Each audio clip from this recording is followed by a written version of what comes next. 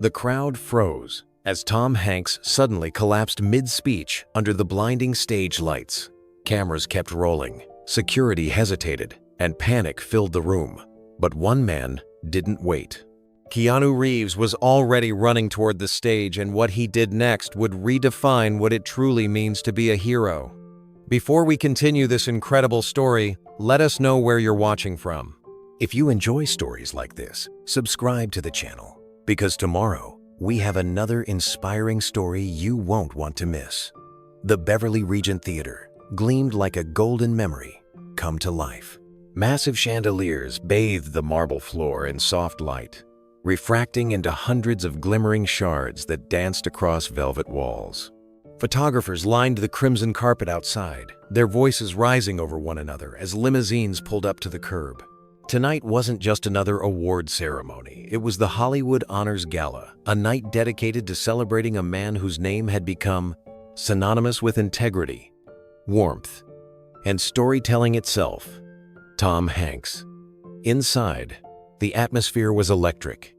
Every table sparkled with crystal glasses and engraved place cards. Famous faces filled the seats: directors, producers, actors, and crew who had built their lives around the film industry's heartbeat. But amid the glitter and chatter, one figure sat quietly, unnoticed at first. Keanu Reeves, dressed in a simple dark suit, no bow tie, no fuss. His hair fell just to his shoulders, slightly tousled. He wasn't surrounded by publicists or bodyguards. He had walked in alone, given a modest nod to the ushers, and taken his place in the second row. He never liked making an entrance. While others turned toward the cameras with polished smiles, Keanu had slipped in through a side door, his hands tucked in his pockets. Yet, even without trying, he carried a quiet gravity that drew eyes toward him. It wasn't fame that made people notice, it was stillness. A kind of calm that stood out amid the chaos of applause and flashbulbs. Across the room, Tom Hanks laughed heartily with an old friend, gesturing animatedly with a glass of sparkling water in hand. He looked healthy, radiant even, with the kind of natural charisma that had charmed audiences for decades. He caught sight of Keanu and lifted his glass in a friendly toast from afar. Keanu smiled back, raising his hand in return. It was the smile of old respect. Two men who had never needed headlines to admire each other. Backstage, just an hour earlier, the two had shared a brief conversation. Tom had been reviewing his speech. Pacing slowly near the dressing room mirror, Keanu had stopped by to congratulate him before the ceremony began. The exchange had been simple, but meaningful. "You know, Keanu," Tom had said, adjusting his tie, "they call this a lifetime achievement, but I feel like I'm still learning every day." Keanu had smiled softly. "That's probably why you deserve it." Tom laughed, that familiar, wholesome laugh that could fill a room. "You're kind, man, but don't go too far with that modesty of yours. You're no rookie yourself." "I've just been lucky to stand beside good people," Keanu had replied. "The rest is noise." They'd shared a brief handshake, one of those quiet gestures between men who didn't need to say much. Behind them, an assistant announced that guests were arriving. Tom had nodded, taking one last breath before stepping into the light.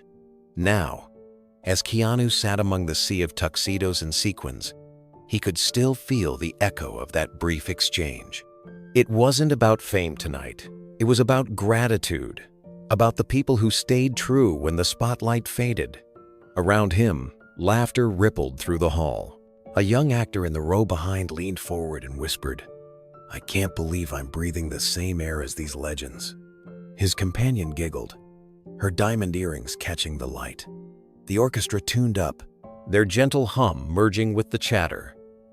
Somewhere in the distance, a camera crew adjusted angles, preparing to capture the opening monologue. Keanu leaned back slightly, taking it all in. The polished wood beneath his shoes, the faint scent of champagne, the orchestra's soft tremolo, it all carried a strange sense of stillness. As if time were holding its breath, before something unseen. He had attended hundreds of these ceremonies over the years, but this one felt different. Perhaps it was Tom's sincerity, or the way the audience genuinely adored him without envy. Or maybe, deep down, Keanu felt something else, stirring a quiet premonition that life has its own way of reminding people what truly matters. As the lights dimmed and the host stepped onto the stage, the murmur faded to silence. The ceremony began with a montage of Tom's greatest moment scenes from Forrest Gump, Saving Private Ryan, Cast Away, and A Beautiful Day in the Neighborhood. The audience clapped. Between clips, some teary-eyed, others smiling in nostalgia. Keanu's expression didn't change, but his eyes softened. He knew how much sacrifice lived behind those moments. The sleepless nights, the doubts, the endless striving for truth. In front of the camera, the montage ended on a standing ovation. Tom Hanks appeared on screen, smiling from the wings, waiting for his cue to step on stage. The host called his name, and the room erupted with applause. Keanu clapped with quiet reverence, his gaze steady, his palms meeting rhythmically like a prayer. As Tom walked toward the microphone, the spotlight shimmered brighter. For a brief second, one of the cameras panned across the audience. A burst of light reflected directly off a nearby photographer's lens, flashing across Keanu's face. He blinked once, instinctively lowering his eyes. The moment passed, but it left behind an uneasy shimmer in the air like the faint hum before thunder. Tom stood center stage, his silhouette framed by beams of gold. The applause finally quieted as he adjusted the microphone and began to speak. His voice carried the warmth of a man who had lived fully, who had loved every step of the journey. He thanked the crew members who stayed late, when no one else noticed, the writers who turned emotions into stories, and the audiences who kept believing in goodness. From his seat, Keanu watched closely. He could tell Tom wasn't reading from the teleprompter. Every word came from the heart. That authenticity was rare now, and Keanu admired it. Around him, people leaned forward, drawn in by Tom's sincerity. Some smiled, others wiped their eyes. When Tom joked about age catching up to him, the laughter was genuine. Yet, beneath his humor, there was a tremor, a small sign of fatigue that most wouldn't notice. Keanu did. The way Tom briefly steadied himself on the podium. The faint shake in his left hand, it caught Keanu's quiet attention. A waiter passed by offering champagne, but Keanu declined. His eyes never left the stage. Something about the air felt heavier now, as if the glitz and glamour had begun to thin, revealing something more fragile underneath. Tom raised his glass for a final toast, his smile unwavering. To the storytellers, he said, and to the audiences who remind us that kindness still matters. The audience erupted again, standing to their feet. And in that instant, the flashbulbs burst once more, bright, blinding, relentless. The light hit Keanu's face again, stronger this time, painting his calm features in white. He blinked, unaware that this fleeting burst would mark the exact moment before everything changed. The orchestra swelled, filling the theater with a triumphant melody. Tom smiled, acknowledging the standing ovation, but his eyes seemed distant now, unfocused. Keanu noticed it again, the subtle falter in his breath, the hand gripping the edge of the podium tighter than before. Around them, no one else sensed it. Yet, the camera zoomed in, capturing the proud smile of a man being honored for his life's work, not the strain hiding beneath it. Keanu leaned forward slightly in his seat. His instincts, sharpened from years of discipline and observation, caught the smallest details others missed.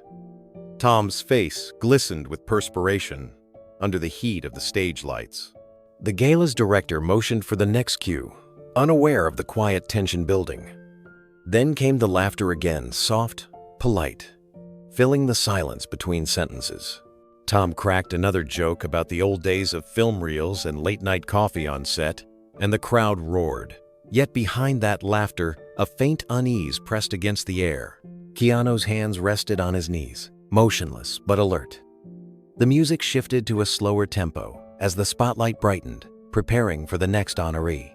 But before the applause faded, Tom raised a hand to his temple, as if steadying the world.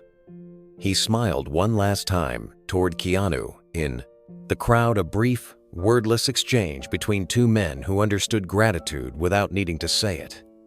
The orchestra reached its final note. The applause thundered. And just as the sound reached its peak, a single camera flash exploded across the stage, reflecting sharply in Keanu's eyes. He flinched, then refocused on Tom. The moment was fleeting, fragile, yet somehow final. Something deep inside Keanu stirred. He couldn't explain why, but he knew this night wasn't over. The applause faded slowly as Tom Hanks stepped to the center of the stage. The lights bathed him in gold, and for a moment, the entire hall seemed to breathe with him. He adjusted the microphone, his hands steady, and let out a small laugh. "Well," he began, "I thought the montage made me look far more talented than I remember being." The audience burst into laughter, the kind that breaks tension and fills a room with warmth. He waited for it to quiet, smiling in that familiar, humble way that made people feel they knew him personally. "You know," he continued, "they say time flies when you're having fun. But in this business, it feels more like you're holding onto a comet, hoping the tail doesn't throw you off." More laughter followed, but his tone began to soften as he shifted from humor to reflection. "I've been blessed," Tom said, looking down briefly at the floor, "to do what I love, with people who make it worth loving. Acting isn't about pretending, it's about remembering what's real." He paused, letting the words sink in. "And what's real are the people who never make it into the credits. The gaffers, the set designers, the sound mixers, the assistants who bring you coffee when your world feels like it's falling apart. Those are the real heroes of Hollywood." A ripple of applause swept the room. Crew members seated in the back rose for a standing ovation. Tom smiled, placing his hand over his heart. The moment felt genuine, raw, stripped of pretense. Keanu, still seated in the second row, watched quietly. There was a softness in his eyes, the recognition of a man who had walked the same path and learned the same truth. He knew Tom wasn't performing. He was offering gratitude, pure and unfiltered. Tom looked up again, his gaze moving through the crowd before landing on Keanu. "And sometimes," he said, voice carrying a gentle quiver, "you meet people who remind you that success isn't measured in awards or headlines, but in how you treat others when no one's watching." He paused, pointing subtly toward the second row. "Keanu Reeves, ladies and gentlemen." The audience erupted in applause. Keanu raised his hand modestly, offering a faint smile before lowering it again. He looked almost uncomfortable with the attention, but that humility only deepened the moment. Tom chuckled softly. "This man taught me what grace under pressure looks like, and trust me, that's not something you learn from a play script. It's something you learn from watching someone live it." Cameras flashed. The crowd rose to their feet again, clapping louder this time. Keanu shook his head gently, mouthing, "Thank you," while Tom gestured for everyone to sit. When the applause finally died down, the air was thick with emotion. Tom took a sip of water, his hand trembling slightly as he set the glass back on the podium. The change was subtle but real. The flush in his cheeks had deepened, and beads of sweat began to glisten under the lights. Still, he pressed on. "We all face storms," he said, his tone quieter now. "And sometimes, all it takes is one person standing beside you to remind you that you can make it through." Tom paused, adjusting his stance as a soft cough slipped past his lips. The audience barely noticed, but Keanu did. From his seat, he could see the faint sheen of sweat forming on Tom's forehead and the slight tremor in his hand as he reached for another sip of water. The lights above were relentless, hotter than anyone realized.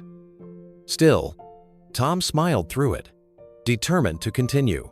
He looked out across the sea of faces, directors, actors, technicians, and friends who had built entire worlds together. I've worked on movie sets where the rain was fake, the tears were scripted, and the endings were too perfect, Tom said with a grin. But life doesn't hand you a script. It gives you people, it gives you moments, and it gives you the choice to be kind or not. There was a hush. Every person in the room knew he was speaking from experience. The warmth in his tone carried something deeper, a subtle fatigue. The kind that comes from decades of giving everything to an industry that never stops asking for more. Tom shifted his weight and steadied himself on the podium. I remember my first real acting lesson, he continued. The instructor told me, if you can make one person feel something real, you've done your job. I've spent my whole life chasing that. Not fame, not money, just that one moment of truth.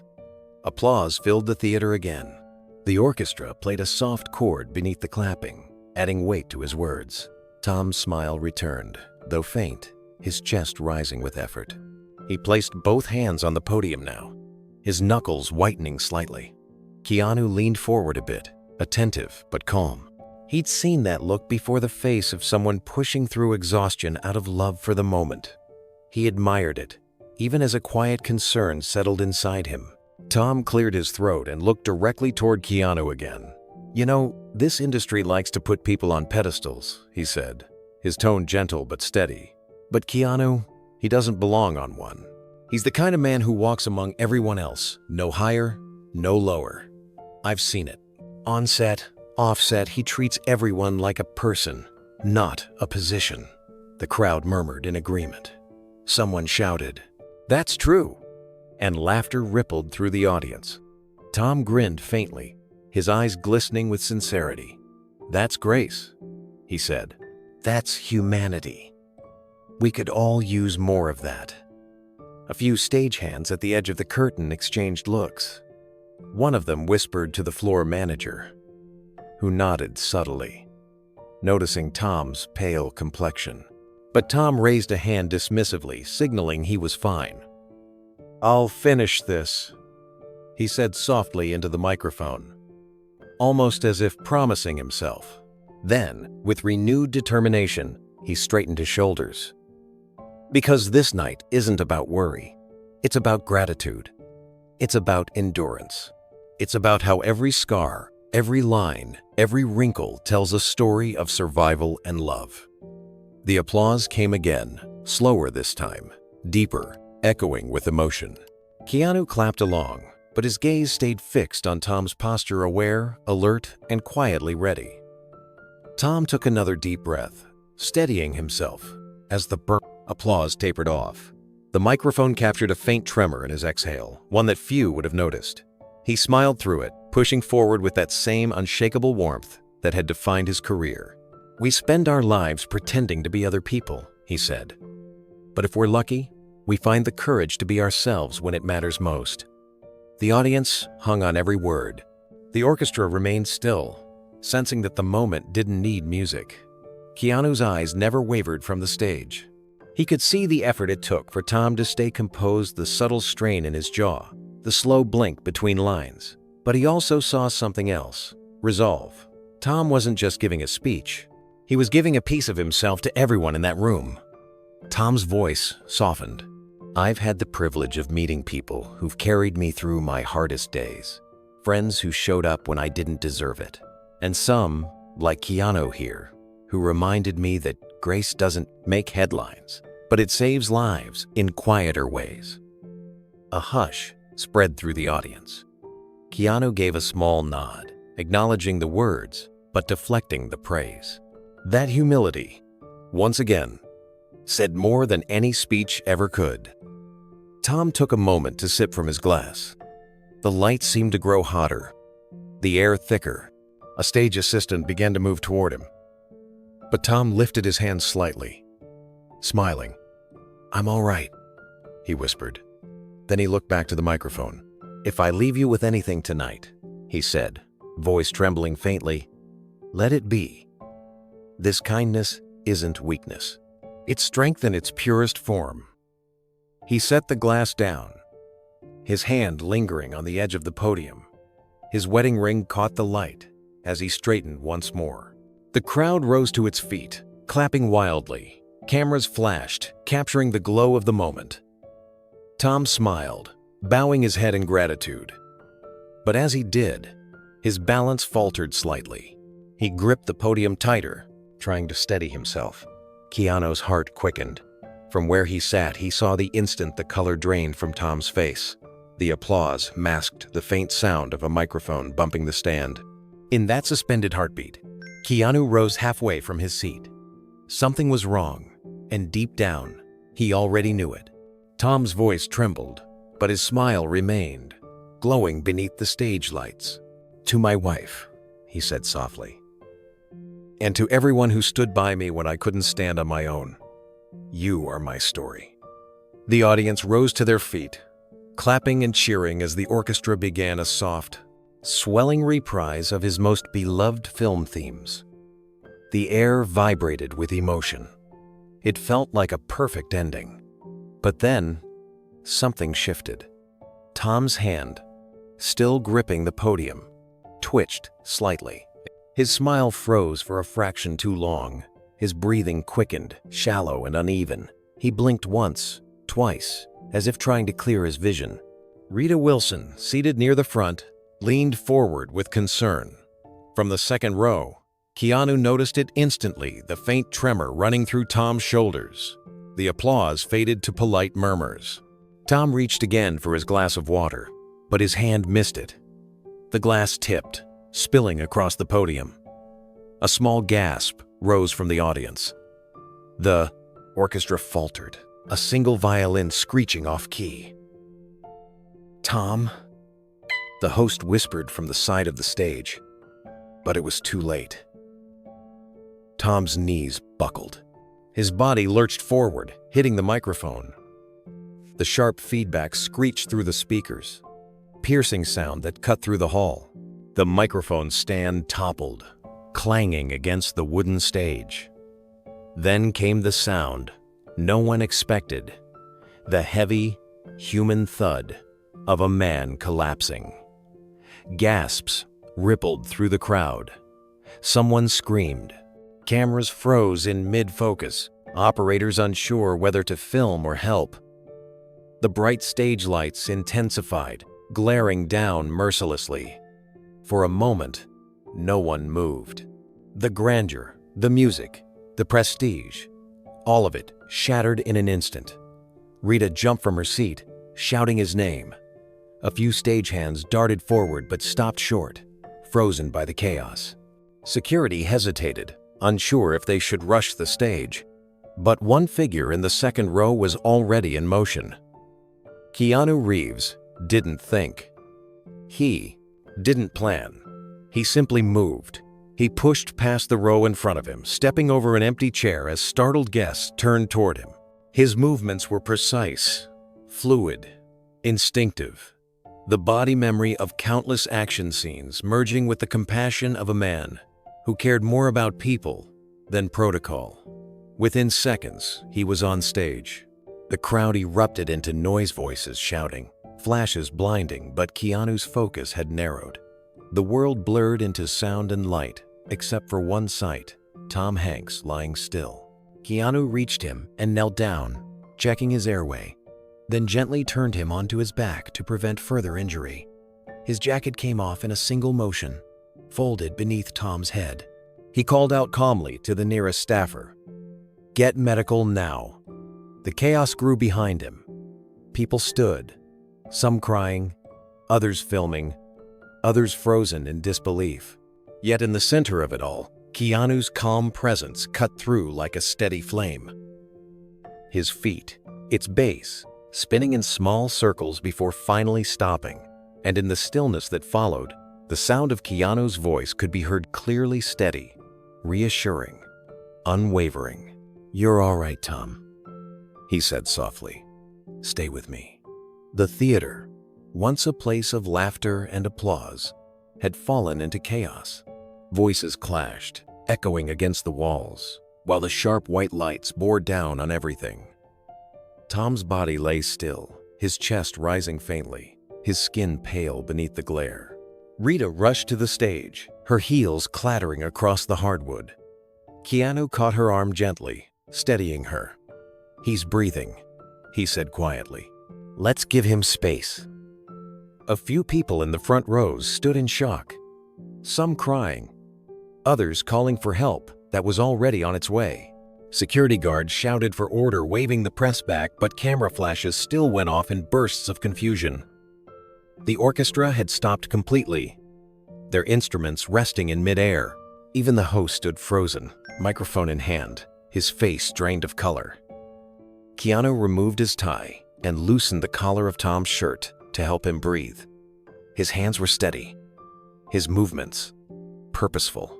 He'd seen this before, on sets, in emergencies, in real life. "Come on, Tom," he murmured. "Breathe with me." He counted softly under his breath, his calmness like an anchor amid the storm of panic.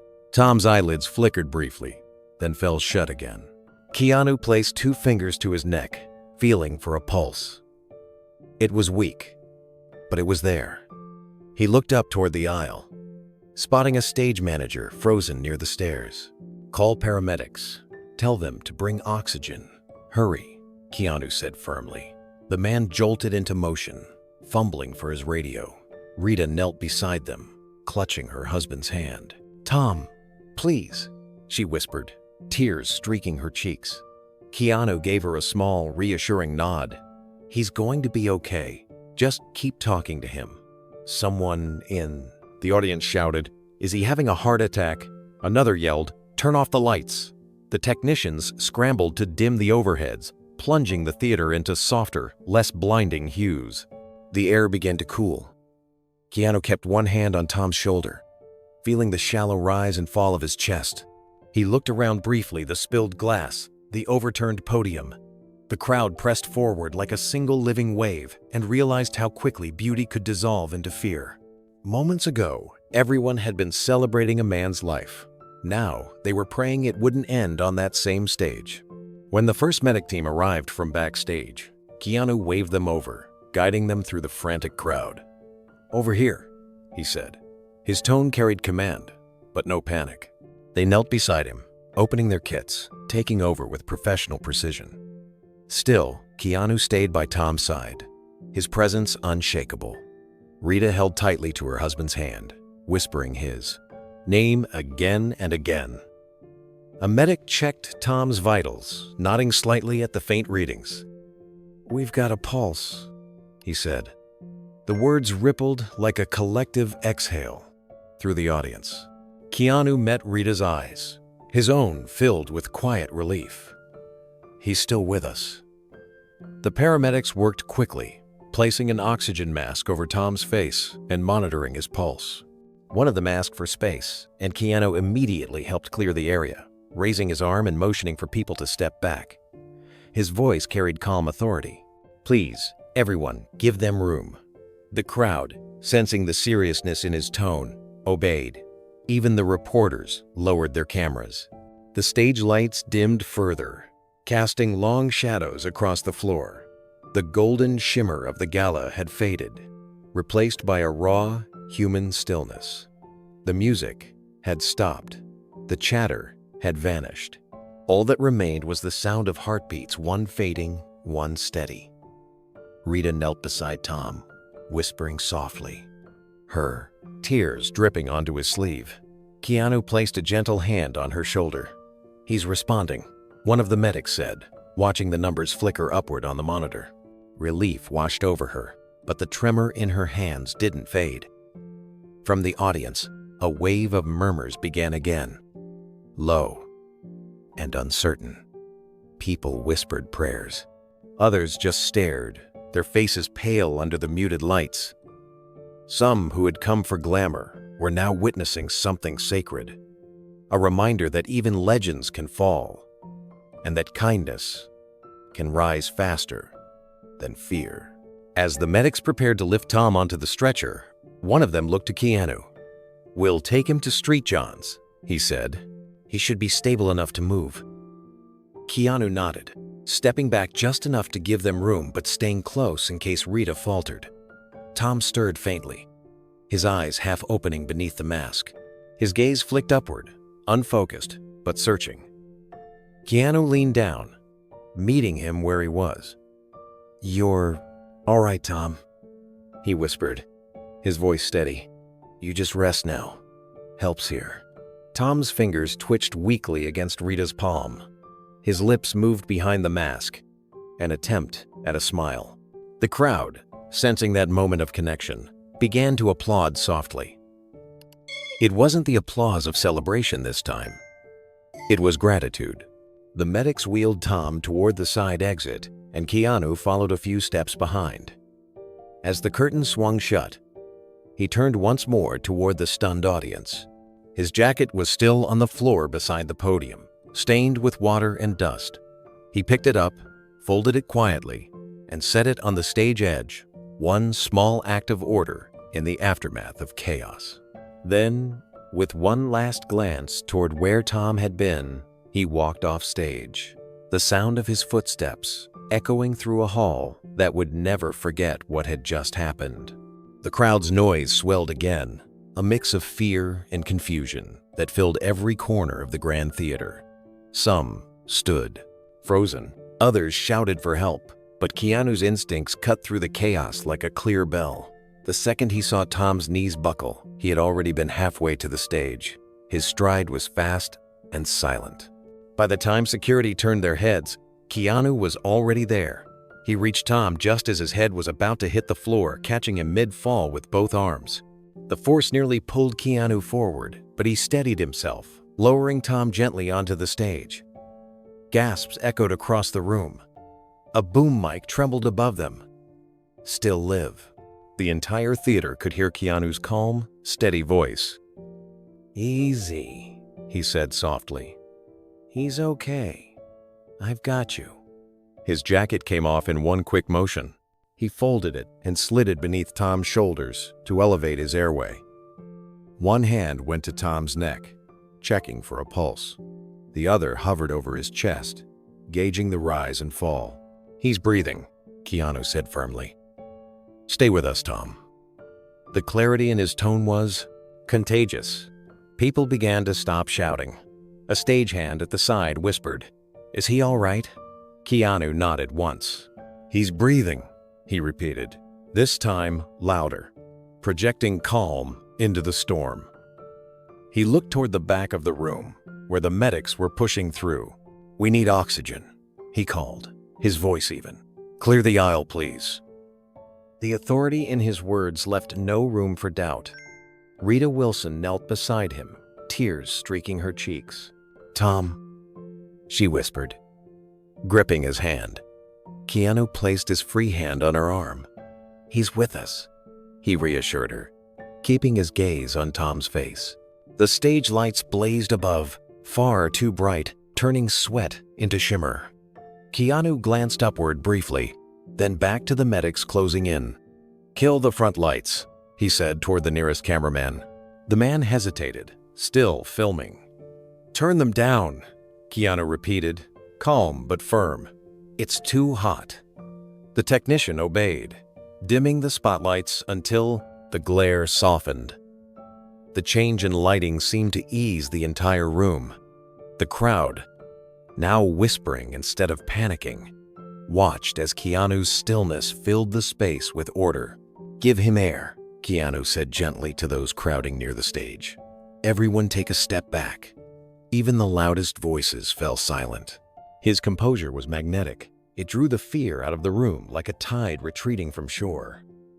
The faint hum of equipment from backstage returned as the medics climbed the steps. Keanu met them halfway, giving quick, precise information. "He lost consciousness after his final words," he said. "Pulse is faint but steady. He's still breathing." The medic nodded, grateful for clarity in the middle of pandemonium. "Thank you, sir," he said. But Keanu shook his head slightly. "Just help him," he replied quietly, still kneeling beside Tom as the team prepared their equipment. The medics knelt beside Keanu, setting down their bags with a clatter. One of them took over, checking Tom's vitals, while another attached a portable oxygen tank. The rhythmic hiss of air, filled the tense silence. Keanu stayed close, his hand resting lightly on Tom's shoulder, grounding him. He wasn't in the way, he was simply present, steady, protective. Rita's tears fell freely as she brushed the hair from her husband's forehead. "He didn't eat much today," she whispered shakily. "He said he was fine." Keanu nodded. "He will be," he said softly. "You're here now. That's what matters." One of the medics looked up. "We'll need to move him soon," she said. "Can someone help clear the path to the side exit?" Keanu turned immediately toward the crowd and raised his voice. Not loud, not commanding, but firm enough to be heard through the murmurs. "Everyone, please, give them space," he said. "Let the medics through." The clarity of his tone was enough. People began to shift, parting like water. Ushers guided guests away from the stage, whispering reassurances. The orchestra members quietly set down their instruments. Within moments, the chaos began to fade into order, the panic replaced by focus. The cameraman at the front of the stage hesitated, his lens still pointed toward Keanu and Tom. He didn't want to intrude, but his instincts told him something historic was unfolding. Keanu caught his eye briefly, not in anger, but with a calm, knowing look. He didn't tell him to stop filming, yet something in his gaze carried meaning. Record the truth, not the spectacle. The cameraman nodded and kept rolling, steady now, capturing the compassion that had taken command of the night. "Tom, it's Keanu," he said softly, leaning close again. "You're doing great. Just breathe for me." His voice had the same tone he'd used on countless movie sets to calm younger actors before tough scenes. It wasn't just words, it was presence. Tom stirred slightly, a faint sound escaping his lips. Rita gasped and clutched his hand tighter. Keanu smiled faintly. "There you go," he murmured. "That's it." The first medic adjusted the oxygen mask and signaled to his partner. "We're getting better numbers. He's stabilizing." Keanu nodded, but his focus never broke. He wiped a small bead of sweat from Tom's temple with his sleeve. "You're safe, my friend," he whispered. A producer approached the edge of the stage, his headset crooked, eyes wide. "Should we clear the audience?" he asked nervously. Keanu turned his head slightly. "Keep them calm," he replied. "He doesn't need noise or panic, just silence." The producer nodded and gestured to the host, who stepped forward to the microphone. His voice trembled as he said, "Ladies and gentlemen, please remain seated. The situation is under control." And it was, because Keanu had made it so. Every movement he made carried purpose. Every word restored balance. Under his quiet leadership, the stage that moments ago felt like a battlefield now felt like sanctuary. The audience, once frantic, now sat in reverent stillness, united in one shared hope that Tom would open his eyes again. The medics prepared the stretcher as Keanu stayed beside Tom, still kneeling, his hand steady on Tom's arm. The audience watched in near silence, afraid that even a breath too loud might disturb the fragile calm he had built. Rita leaned closer to her husband, whispering his name, her trembling voice blending with the soft hiss of oxygen. Keanu's eyes never left Tom's face. "You're all right," he said quietly, almost in rhythm with Tom's breathing. "You've just got to rest. Everything's fine." His tone had no hint of fear, only patience, assurance, humanity. A young medic reached for Tom's shoulder, and Keanu shifted slightly to help, supporting Tom's back as they lifted him. Every motion was careful, controlled. One of the straps tangled, and the medic's hands fumbled for a moment. Keanu reached out calmly and adjusted it without a word. His composure steadied everyone around him. When they finally secured Tom to the stretcher, the lead medic looked to Keanu. "We'll take him now," he said. "Thank you for keeping things stable." Keanu nodded. "You've got him," he replied, stepping back slowly to give them space. His jacket, still beneath Tom's shoulders, was damp with sweat and stage dust. As they wheeled Tom toward the exit, Keanu lifted the jacket, folded it neatly, and carried it in one hand. The cameraman zoomed in as Keanu stood there, watching the stretcher disappear behind the curtains. His expression held no need for recognition, just quiet relief. He turned to the stunned audience, his voice low but clear. "He's in good hands," he said. "Thank you for staying calm." Applause began hesitantly, then grew louder. Not the wild celebrity applause of earlier, but something softer, grateful, human. People wiped their eyes. Some whispered prayers, others simply stared, knowing they had witnessed something rare, a moment where decency rose above spectacle. As the applause faded, Keanu placed his jacket across his arm and walked slowly off stage. Security and reporters tried to follow, but he waved them away. "Just check on his wife," he said quietly. Then he disappeared behind the curtain, leaving behind an auditorium forever changed. The cameraman kept filming long after Keanu was gone. His lens focused on the empty podium, the broken microphone, and the jacket-shaped shadow still faintly visible on the stage floor. A silent reminder of how one man's calm had turned chaos into compassion. The minutes that followed felt endless. The medics had been called, but the crowd made it nearly impossible for them to reach the stage quickly. People stood in the aisles, whispering, filming, unsure whether to move or wait. The air in the Beverly Regent Theater was thick with confusion, fear, and heat. Keanu stayed where he was, kneeling beside Tom, one hand steady on his arm, the other lightly shielding his face from the blinding flashes that refused to stop. Cameras clicked from every angle, their harsh bursts turning a medical emergency into a public spectacle. Keanu turned his head slightly, raising his palm in a quiet but commanding gesture for the photographers to lower their lenses. "Please," he said calmly, "no pictures." The tone wasn't angry, just resolute, strong enough that even the boldest paparazzi hesitated. The flashes stopped one by one until the light softened again. The room dimmed to a still silence, broken only by Tom's faint breathing. Sweat glistened on Keanu's forehead under the heavy lights.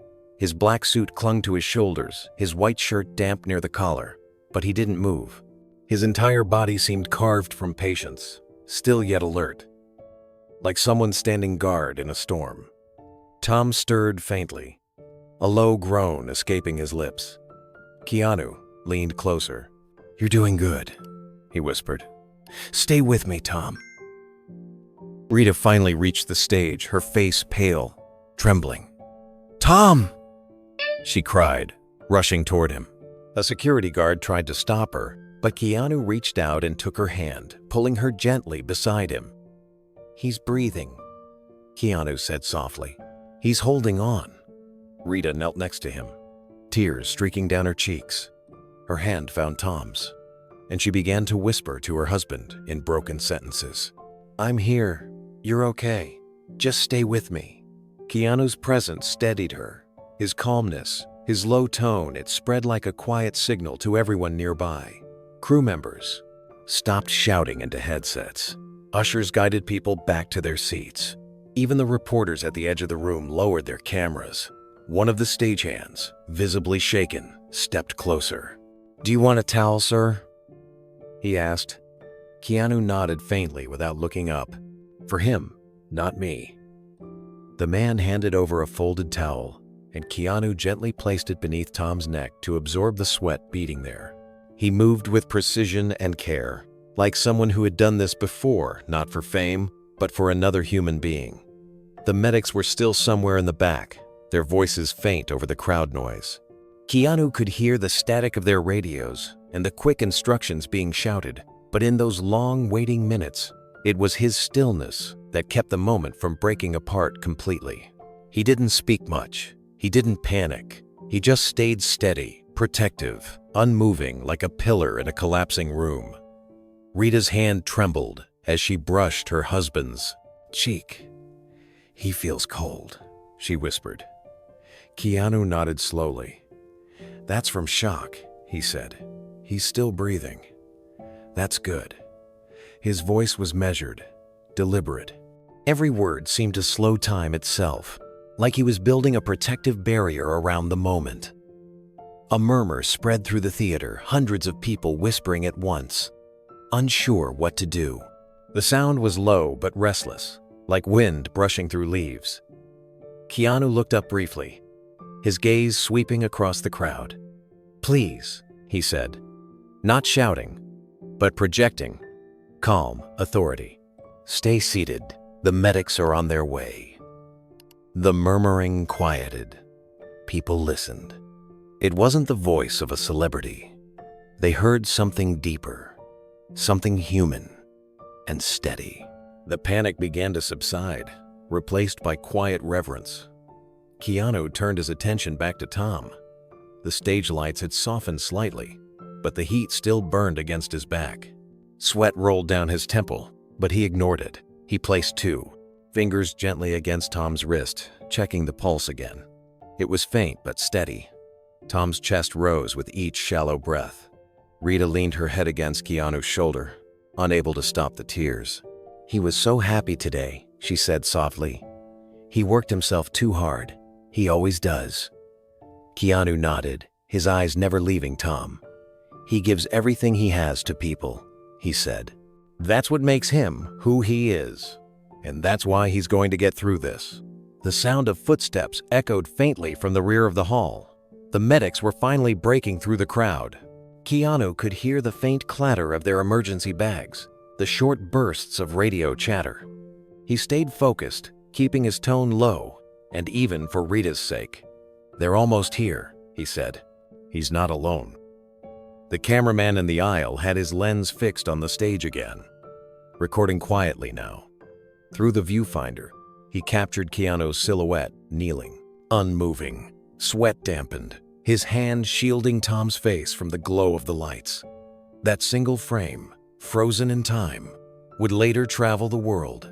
But in that moment, Keanu didn't care who was watching. He was entirely present, his focus locked on the man in front of him and the terrified woman beside him. When one of the paramedics finally reached the stage steps, Keanu raised his hand and pointed toward them. "Over here," he called. His tone was calm but direct. "He's conscious but weak. Pulse is low." The medic nodded, signaling the others to hurry. Keanu stepped back just enough for them to pass, but he stayed close, still shielding Tom from the crowd's view. He gestured quietly for Rita to hold Tom's hand. "He needs your voice," he whispered. "Keep talking to him." Rita nodded and began murmuring softly to her husband again, her words trembling but full of love. The medics knelt beside Keanu, unpacking their gear, but even as they began their work, it was clear. The reason the crowd hadn't descended into panic was because one man refused to lose his calm. The medics began their assessment with quiet efficiency, checking Tom's blood pressure, pulse, and responsiveness. Keanu stayed close but out of their way, one knee still resting on the stage floor. His posture remained unchanged, composed, attentive, and grounded. Even now, with trained professionals surrounding them, he didn't step back completely. He was there for reassurance, not control. Rita clutched Tom's hand, whispering words only he could hear. Her voice cracked between sobs. "You have to wake up," she said. "You can't leave me like this." Keanu placed his hand gently over hers. "He hears you," he said softly. "He's fighting." The medics exchanged quiet instructions, one of them asking for more space to work. Keanu immediately looked to the nearest stagehand. "Push the podium back," he said. "Clear the cables." The stagehand hesitated, then nodded, pulling everything aside as carefully as possible. A hush settled again over the audience. It had been almost 10 minutes since Tom collapsed, but to everyone in that theater, it felt like an hour. People sat with hands clasped, heads bowed, some crying silently, others whispering prayers. The glamour of the night had vanished, replaced by something far more human, a collective heartbeat of fear and compassion. Keanu's shirt clung to his back, damp from the heat of the stage. Yet he never wiped his face, never broke focus. His eyes stayed on Tom. watching every rise and fall of his chest. He spoke only when needed, short and calm, his voice bridging the space between panic and peace. When one of the medics checked Tom's pupils and nodded to his team, Keanu caught the small signal. "He's stabilizing," the medic said quietly. Rita let out a shaking breath, collapsing slightly against Keanu's shoulder. He steadied her with one arm and whispered, "He's coming back." In the crowd, someone began to clap softly, just once, out of sheer relief. It spread gently, hesitant at first, then heartfelt. Keanu turned toward the audience and gave a small shake of his head. The applause stopped instantly. "Let him rest," he said. The theater fell into silence again, but it was a peaceful silence now. The medics lifted Tom carefully onto the stretcher. Rita walked beside them, holding his hand. Keanu followed behind, his steps quiet and deliberate. He paused only once to pick up his folded jacket from the floor, the same one that had shielded his friend. Then he walked off stage with the same calmness he had shown throughout, leaving behind a room filled with awe, gratitude, and the echo of a hero's quiet strength. The hallway behind the stage felt strangely quiet after the chaos. The medics guided the stretcher down the narrow corridor, the wheels squeaking softly against the marble floor. Keanu walked beside them, one hand steadying Rita as she followed close behind. Tom's breathing was shallow, but rhythmic now. The worst had passed, yet the tension still hung in the air, like smoke. The team stopped near a backstage lounge, transforming it into a temporary recovery area. They dimmed the lights and placed Tom on a portable cot, checking his vitals once more. Keanu stayed by his side, crouching low so that Tom could see a familiar face if he opened his eyes. Minutes passed before Tom stirred. His eyelids fluttered weakly, and a faint, confused sound left his lips. Rita gasped, gripping his hand tighter. "Tom, honey, it's me," she whispered. His eyes opened halfway, unfocused and glassy. He blinked slowly, trying to piece together where he was. Keanu leaned forward, voice low and steady. "You're okay, Tom. Just breathe. You fainted on stage, but you're all right now." Tom's gaze drifted toward the voice. Recognition flickered faintly, and his hand reached out shakily. Keanu took it gently, his grip firm and reassuring. "You're fine," he said again. "Take your time." A medic handed Keanu a small bottle of water. "Try a sip," she said. Keanu nodded and held it carefully to Tom's lips, helping him drink without spilling. Tom swallowed weakly, his breath still uneven. "Where's Rita?" Tom murmured, barely audible. "She's right here," Keanu replied, glancing toward her. Rita moved closer, tears glistening in her eyes. "I'm here, darling," she said, brushing her fingers through his hair. Tom managed a faint smile before closing his eyes again. His grip on Keanu's hand tightened briefly, as if to anchor himself to reality. That small motion made Rita cry harder, but this time with relief. "He's going to be fine," Keanu said quietly to the paramedics. "He just needs rest." The lead medic nodded. "Dehydration and stress. It happens. We'll take him to the hospital to be safe, but he's stable now." Outside, the muffled sound of applause began to build again. The audience, who had been waiting anxiously, realized something good had happened.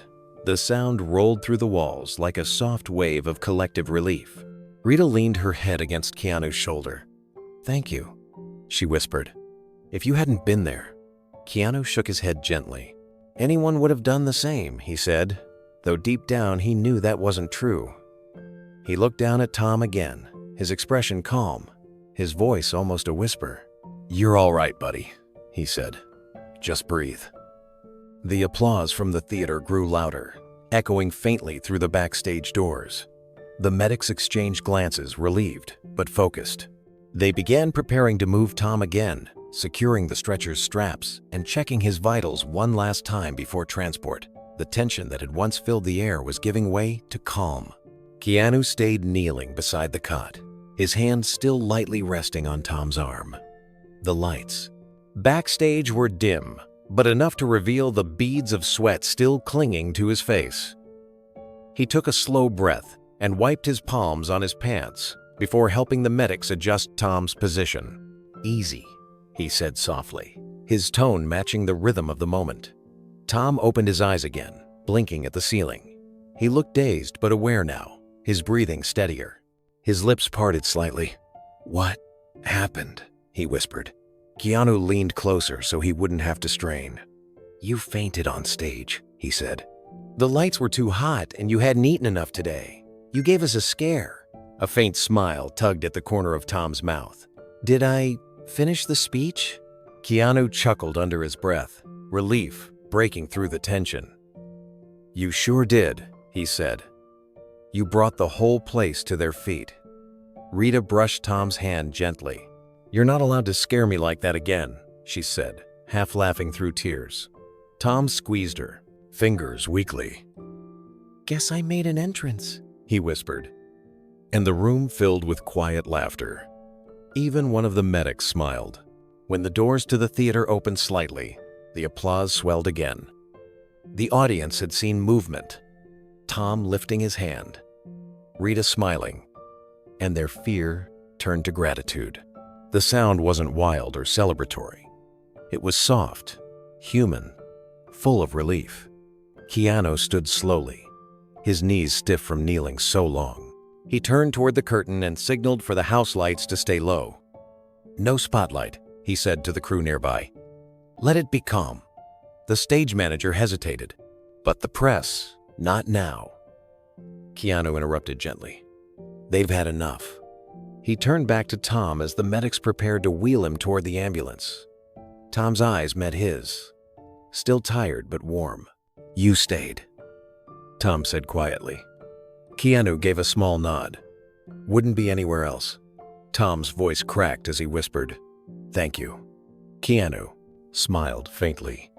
"You'd have done the same." The audience's applause softened to a hush as the stretcher emerged briefly into view. Rita walked beside Tom, holding his hand. Keanu followed a few steps behind, but when the cameras shifted toward him, he slowed his pace. The medics guided Tom toward the side door, and the flash of lights began again, reporters capturing every angle. Keanu stopped short, staying in the shadows. "Focus on him," he told a nearby journalist. "He's the one who matters tonight." Then, as the doors closed and the noise faded, Keanu quietly turned back toward the empty stage, his jacket still folded neatly on the floor where he had left it.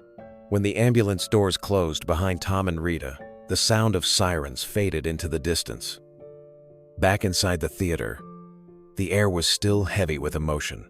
The audience sat quietly, unsure if the event was over or simply paused. Stagehands whispered to one another, unsure what to do next. Keanu remained backstage, standing beside the curtain. His shirt was wrinkled, his tie loosened, his expression thoughtful. A few reporters tried to approach, but he held up his hand gently. "Please," he said. "No interviews. Not tonight." His voice wasn't sharp or defensive. It was simply final. He turned back toward the stage, scanning the space that minutes ago had been filled with applause and light. The podium still stood crooked. The microphone bent where it had fallen. His jacket lay folded on the corner of the stage, a small reminder of the chaos that had passed. The host, pale and shaken, approached quietly. "Mr. Reeves," he said. "The audience, they're waiting. Should we end the ceremony?" Keanu shook his head slowly. "No. You should finish. That's what Tom would want. Keep it simple. Keep it respectful." The man nodded, swallowing hard. "And you?" "I'll be right here," Keanu replied. When the host returned to the stage, the crowd rose again, applauding softly. The music didn't play this time. The words were few, just an announcement that Tom Hanks was stable and receiving care. The audience sighed with relief. A few tears fell. The tension dissolved into something gentler, more human. Keanu stayed in the wings, watching quietly. When the applause shifted toward him, he motioned for them to stop. He pointed toward the empty microphone instead. "Tonight was about Tom," he said softly, his voice barely carrying but powerful enough to reach those near the front rows. "Let's keep it that way." The audience obeyed. The applause faded into silence again. Keanu gave a small nod to the staff and turned toward the back exit. Without waiting for recognition or cameras, he walked out through the side door. The cool night air met him like a breath of peace. He didn't call a car. He didn't stay for reporters. He simply stood on the sidewalk for a moment, looking back at the glowing theater sign behind him, the same theater that had just witnessed both fragility and grace. Then he slipped his hands into his pockets and walked away, quiet and unannounced, as if nothing extraordinary had happened at all. The moment the ambulance pulled away, the entire theater seemed to exhale. Staff, reporters, and performers lingered in the lobby, talking in hushed voices, their words heavy with shock. Backstage, assistants rushed back and forth, carrying equipment and clearing the scene where only minutes ago Hollywood's most respected actor had collapsed. Keanu remained for a short while longer. He stood quietly in the dim hallway, watching as organizers coordinated with the hospital, his expression calm but distant. When one of the producers approached with trembling hands and asked if he could make a public statement, Keanu shook his head. "Not tonight," he said softly. "This isn't about statements. Just make sure he's safe." Rita, still pale but collected now, was seated nearby, talking to the medical coordinator. Keanu approached her, his tone gentle. "You should go home and rest once he's settled," he said. "I'll have someone check in with you tomorrow." She nodded, eyes glistening with tears. "You were the first one there," she said, her voice shaking. "Before anyone moved, you were already with him." Keanu offered a faint smile. "Sometimes you just move," he replied. "Instinct, I guess." A few assistants gathered near the stage door, whispering his name, but Keanu avoided the attention. He quietly slipped his jacket over one arm and made his way through the service corridor that led to the parking lot. Reporters were swarming the main exit, but he didn't go that way. Instead, he paused briefly near the side door, checking with the last medic still inside. "He's stable now," the man said. "You helped a lot." Keanu gave a small nod and finally stepped outside. The night air hit cool against his face, a sharp contrast to the stifling heat of the stage. He walked briskly to his motorcycle parked near the back of the venue, stopping only once to glance at the sky. He didn't linger. Within seconds, the sound of the engine broke the silence, and he was gone, leaving the flash of cameras and the noise of headlines behind him. But Hollywood wasn't going to stay silent. Within 20 minutes, the first videos appeared online, grainy cell phone clips from audience members. The headlines spread faster than the medics had moved through the aisles. Keanu Reeves saves Tom Hanks on stage. Reeves jumps into action at awards gala. Hashtags flooded social media. Millions of people resharing the moment. Every angle showed the same thing: Keanu catching Tom before he hit the floor, staying calm, shielding him from chaos. By midnight, every major entertainment outlet was scrambling for details, yet no one could reach Keanu. His team declined all calls, releasing only a short message. "Mr. Reeves is grateful, Mr. Hanks is recovering and asks for privacy for the family." It was the only statement that night that didn't sound like noise. By morning, the entire city was talking about it. The night's glamour had turned into headlines plastered across every newsstand and feed. Keanu Reeves, hero of the night. Read one. Tom Hanks saved by Hollywood's gentleman. Read another. But while everyone else chased quotes and opinions, Keanu was silent. He had returned home quietly after midnight, turning off his phone before the flood of calls could begin. The hum of the motorcycle engine still echoed in his mind as he replayed the moment again and again: the fall, the flash of light, the weight of Tom's head in his hands. It hadn't been courage, he thought. It was simply what anyone human should do. By dawn, reporters had camped outside his gate. Satellite trucks lined the street, waiting for a glimpse or a comment. His assistant called. Worried. "They're not leaving," she said. "Every outlet wants a statement." "Tell them there's nothing to say," Keanu replied. "Tom's health matters. That's it." Meanwhile, at Street John's hospital, Tom Hanks had regained full consciousness. Rita was beside him, holding his hand as he blinked into the dim light of the recovery room. He looked weak, but the color had returned to his face. "How long was I out?" he asked hoarsely. "Long enough to scare everyone," Rita said softly. "But you're safe now. Keanu stayed with you until the medics arrived." Tom frowned faintly, his memory hazy. "Keanu?" Rita nodded. "He caught you before you hit the ground. He wouldn't leave your side." A faint smile spread across Tom's lips. His voice was barely above a whisper. He was there before anyone else. Later that morning, a nurse stepped into the room, holding a small bouquet, sent anonymously. The note inside read simply, "Rest easy, my friend. K." Back outside, the digital storm grew louder. On social media, fans dissected every second of the viral clip. They slowed it down, pointing to Keanu's expression, his composure, the way he shielded Tom from cameras. Comment sections overflowed with admiration. He didn't do it for attention. That's what real class looks like. In a world full of fame, he chose humanity.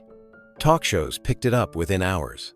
Analysts called it the most genuine moment in modern celebrity culture. Some hosts tried to book Keanu for interviews, but his publicist sent back the same response every time.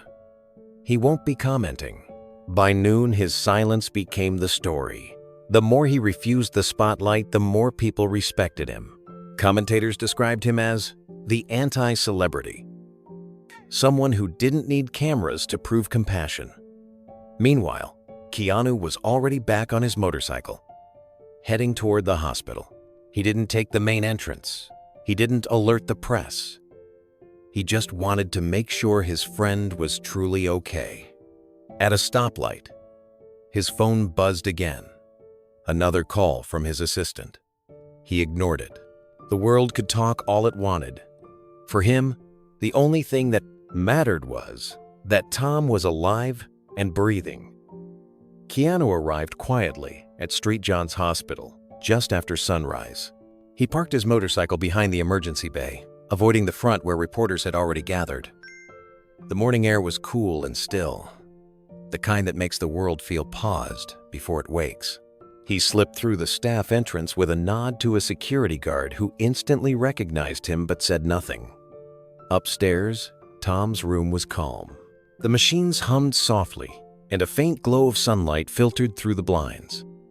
Rita sat beside the bed, her fingers interlocked with her husband's. When she saw Keanu step in, her eyes welled again. "He's awake," she whispered. "He's been asking for you." Tom turned his head slowly, weak but alert. His voice was faint, barely more than a breath. "You didn't leave, did you?" Keanu smiled faintly and shook his head. "No, my friend. Just made sure you were in good hands." Tom's lips curved into a tired smile. "You saved me from one of my own speeches." His tone carried a trace of humor, the spark of life returning. Keanu pulled a chair closer and sat beside him. "You scared everyone out there," he said gently.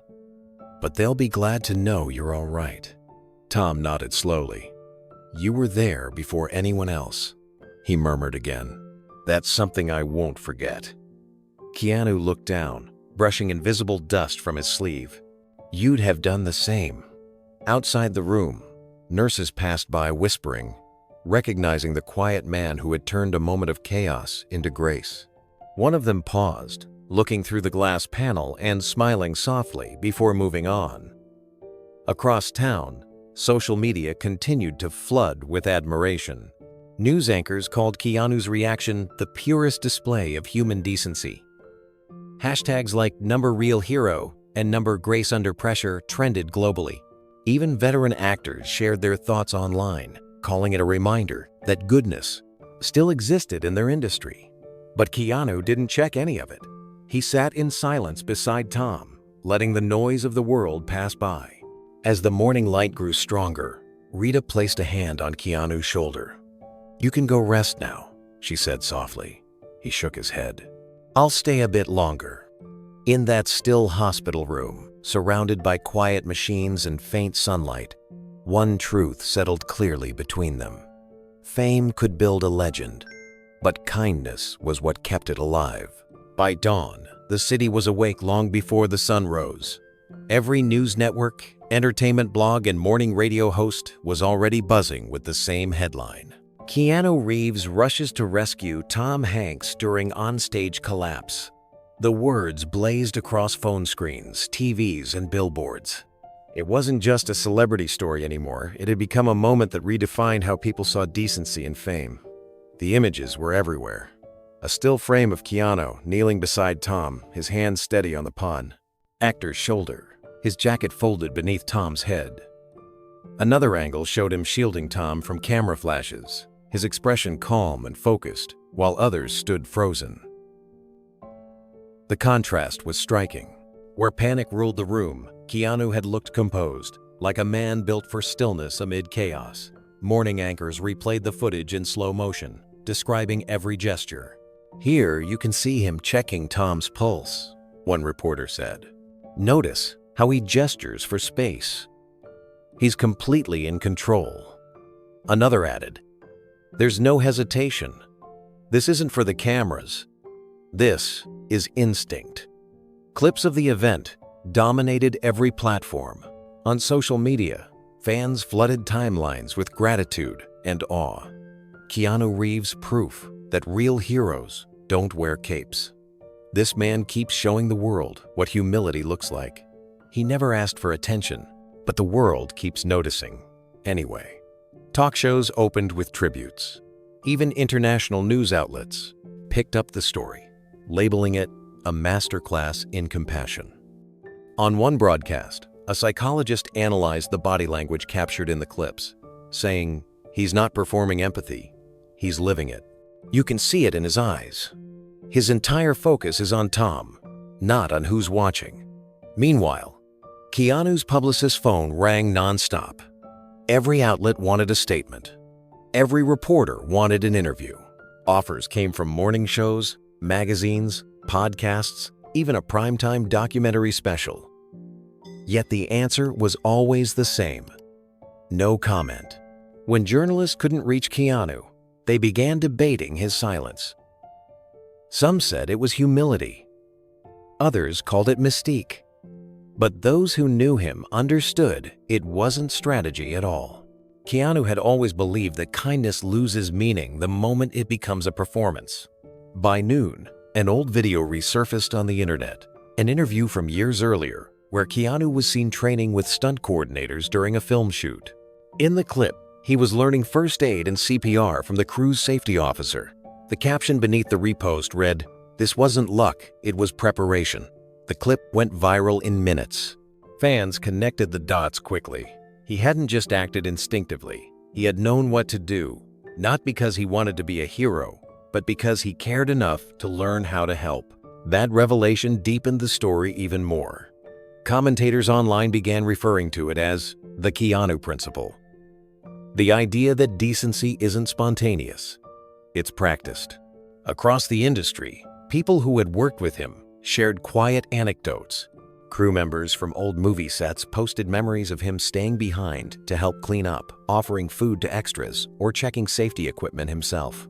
One former co-star tweeted simply, "Nothing surprising here. That's just Keanu being Keanu." The morning light had barely touched the Hollywood Hills when the story went global. Networks across the world aired breaking news segments. In London, New York, and Tokyo, anchors repeated his name with reverence. Keanu Reeves saves Tom Hanks during live ceremony. It played on loop, but each retelling only grew more awe-filled.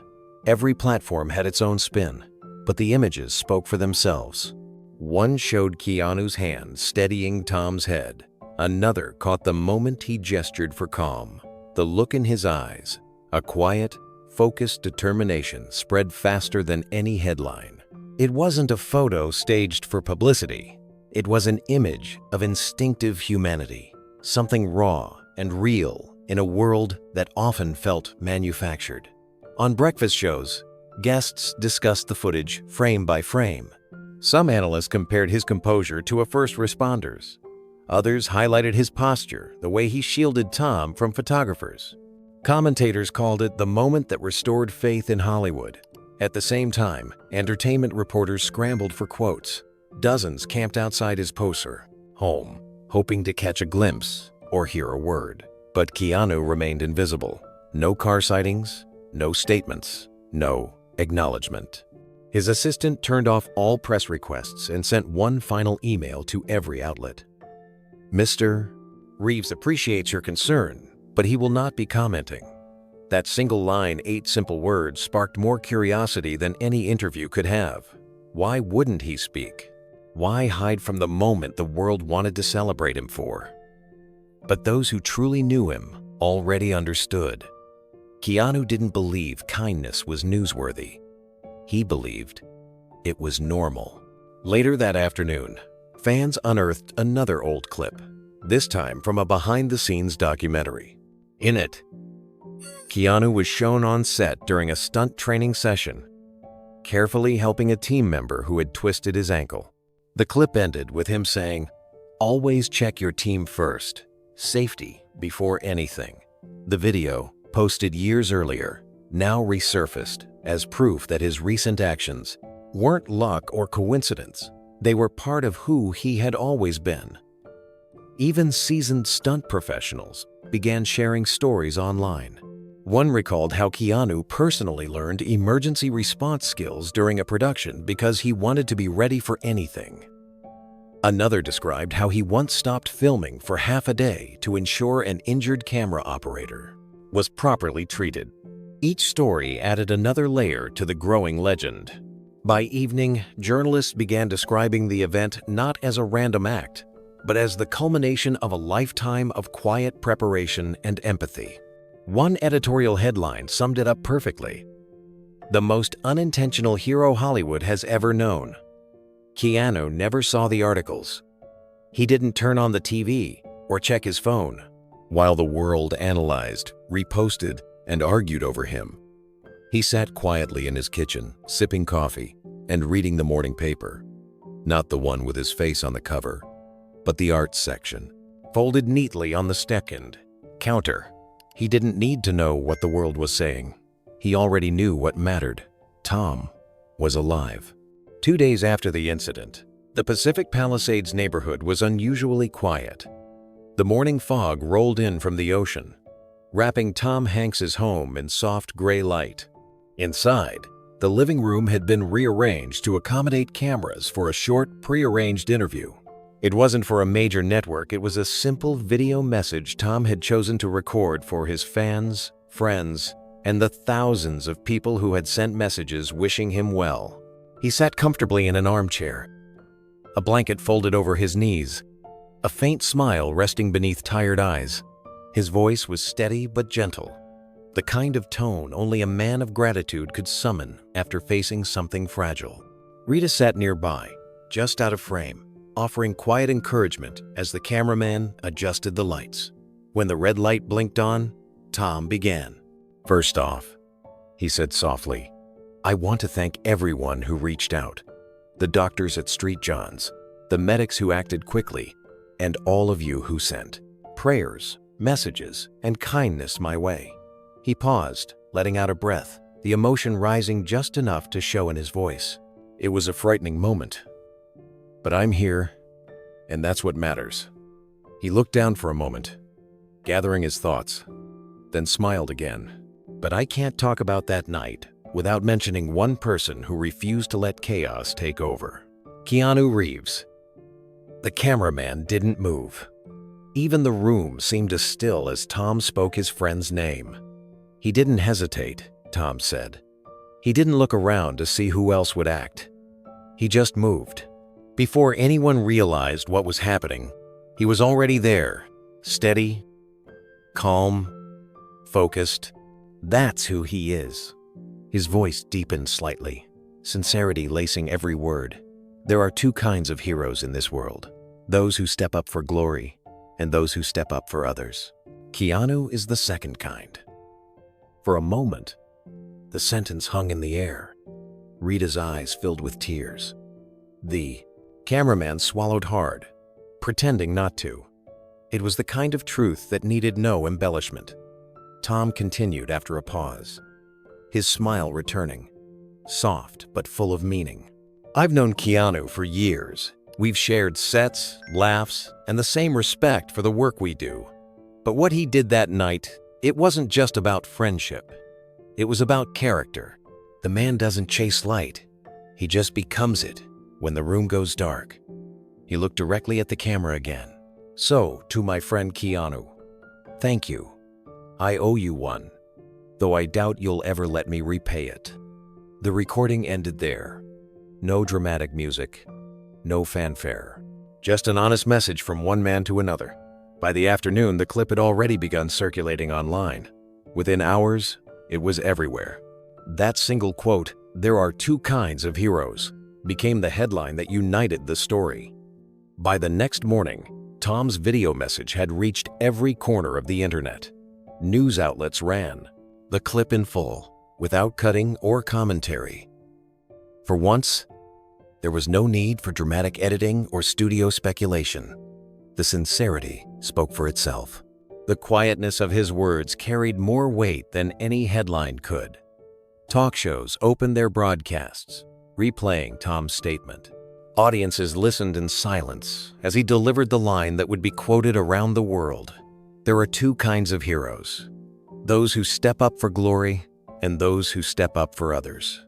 Keanu is the second kind. The studio audiences erupted in applause every time it was played. Some hosts admitted they teared up while watching it live. Others spoke about how rare it was to see humility celebrated in an industry often defined by competition. Within hours, the quote appeared on posters, social media banners, and even digital billboards across Los Angeles. It became a kind of modern proverb, an affirmation that humanity still mattered in the age of spectacle. Online, people shared personal stories of quiet acts of kindness, tagging them with the phrase, "Step up for others." It was no longer just about Keanu and Tom. It had become something bigger, a reminder of the kind of decency people longed to see in themselves. Meanwhile, Keanu remained out of sight. His assistant confirmed he'd seen Tom's message, but he refused all interview requests.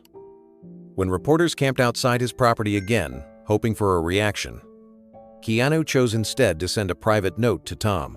Written in neat handwriting, it read, "You've always lifted others up. I was just doing what you've shown me my whole life." Later that evening, a journalist finally caught up with Keanu, leaving a small bookstore in West Hollywood. The man called out, "Keanu, have you seen Tom's message? He called you a hero."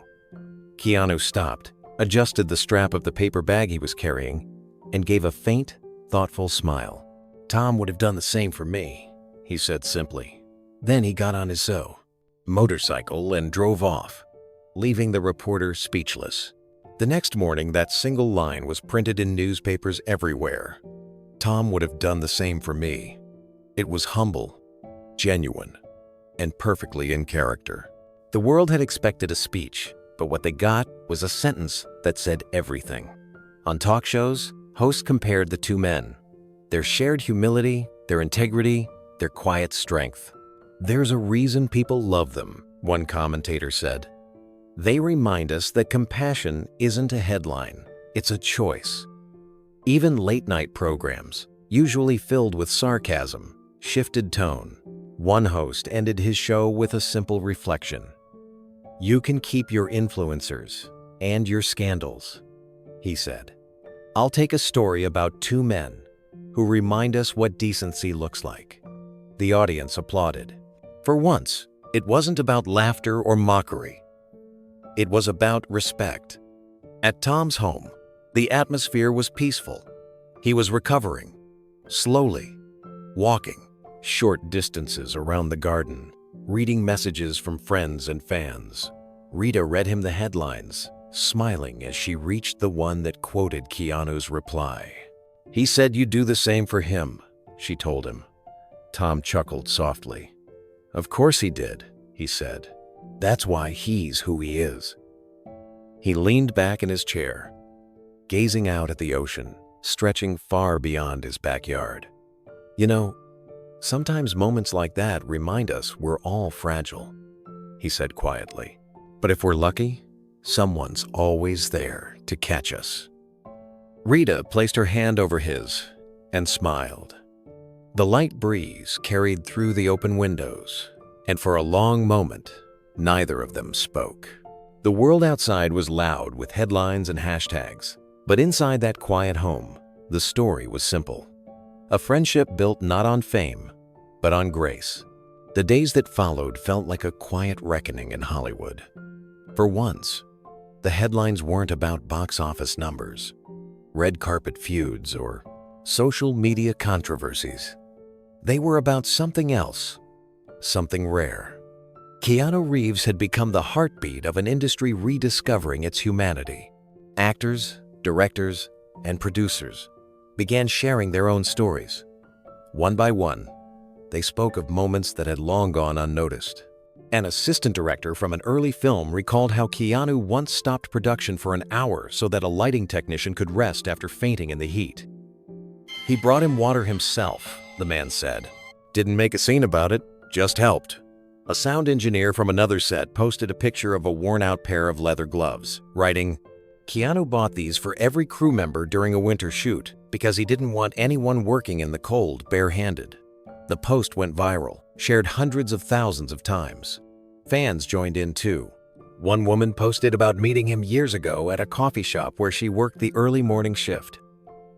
"He was quiet, polite, left a huge tip, but it wasn't about the money," she wrote. "It was the way he said, 'Thank you for being here this early.' People like you make mornings easier." Another fan, a delivery driver, shared dashcam footage of Keanu helping him load boxes after noticing him struggling outside a studio gate. "He didn't even tell me who he was until I recognized him halfway through," the man said. Then he just smiled and said, "We all lift something heavy sometimes." As these stories filled the internet, a new nickname began trending: the Gentleman of Hollywood. It wasn't coined by a journalist or a PR team. It started with a fan comment on a movie forum and spread overnight. By the next morning, news outlets were using it without irony. Even the tabloids, usually quick to twist every story, held their breath. Magazines that thrived on scandal ran uncharacteristically sincere covers. "The Gentleman of Hollywood," one read, showing a photo of Keanu in his black suit, mid-motion, reaching toward Tom on stage. Another called him the kindness Hollywood forgot it needed. On late-night television, hosts replayed the video for audiences who already knew it by heart. But this time, the laughter and punchlines were gone. Instead, they spoke with reverence. One host paused midway through his monologue, visibly emotional. "You know," he said, "I've met a lot of people in this town. Some are legends for what they've done on screen. But this guy, he's a legend for what he did when no one was acting." The crowd applauded for a full minute. Another host shared a clip of Keanu helping a young fan in a wheelchair at an airport years ago. "This isn't new," she said softly. "He's been this man all along. We just noticed now because someone was filming." For the first time in a long while, Hollywood didn't feel cynical. It felt awake. Within a week, the industry seemed to shift in tone. What had started as a story about one man's instinct became a reflection on the kind of compassion people had forgotten existed. Major magazines replaced gossip covers with tributes. Journalists who usually dissected celebrity flaws instead wrote about the possibility of goodness in fame. Even the most cynical critics admitted that what happened on that stage had broken through the wall of ego surrounding Hollywood. A documentary producer tweeted, "For decades, I've covered celebrity scandals, This is the first time I've seen humility trend worldwide." That post alone received millions of likes.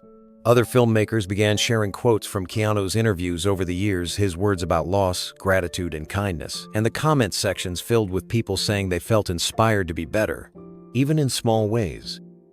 The story transcended entertainment. Teachers discussed it in classrooms as a lesson about empathy. Churches mentioned it during sermons.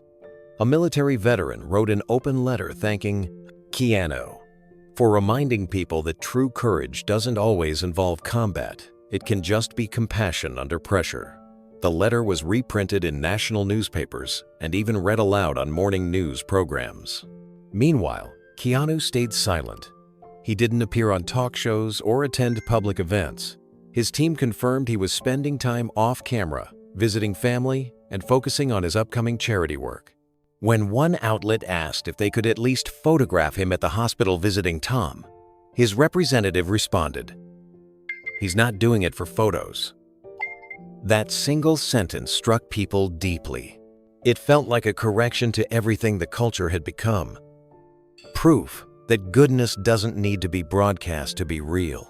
Tom Hanks, now recovering well, echoed that sentiment during a follow-up interview from home. "If Keanu has taught us anything," he said, "it's that kindness isn't an act, it's a way of living." He laughed softly before adding, "And in his case, it's practically a reflex." The camera crews chuckled, but their eyes were wet.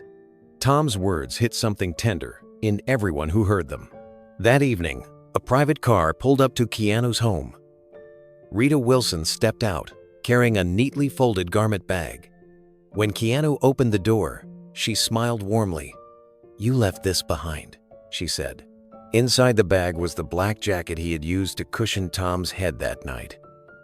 It had been cleaned and pressed, but something about it felt heavier, as if it carried the memory of that moment.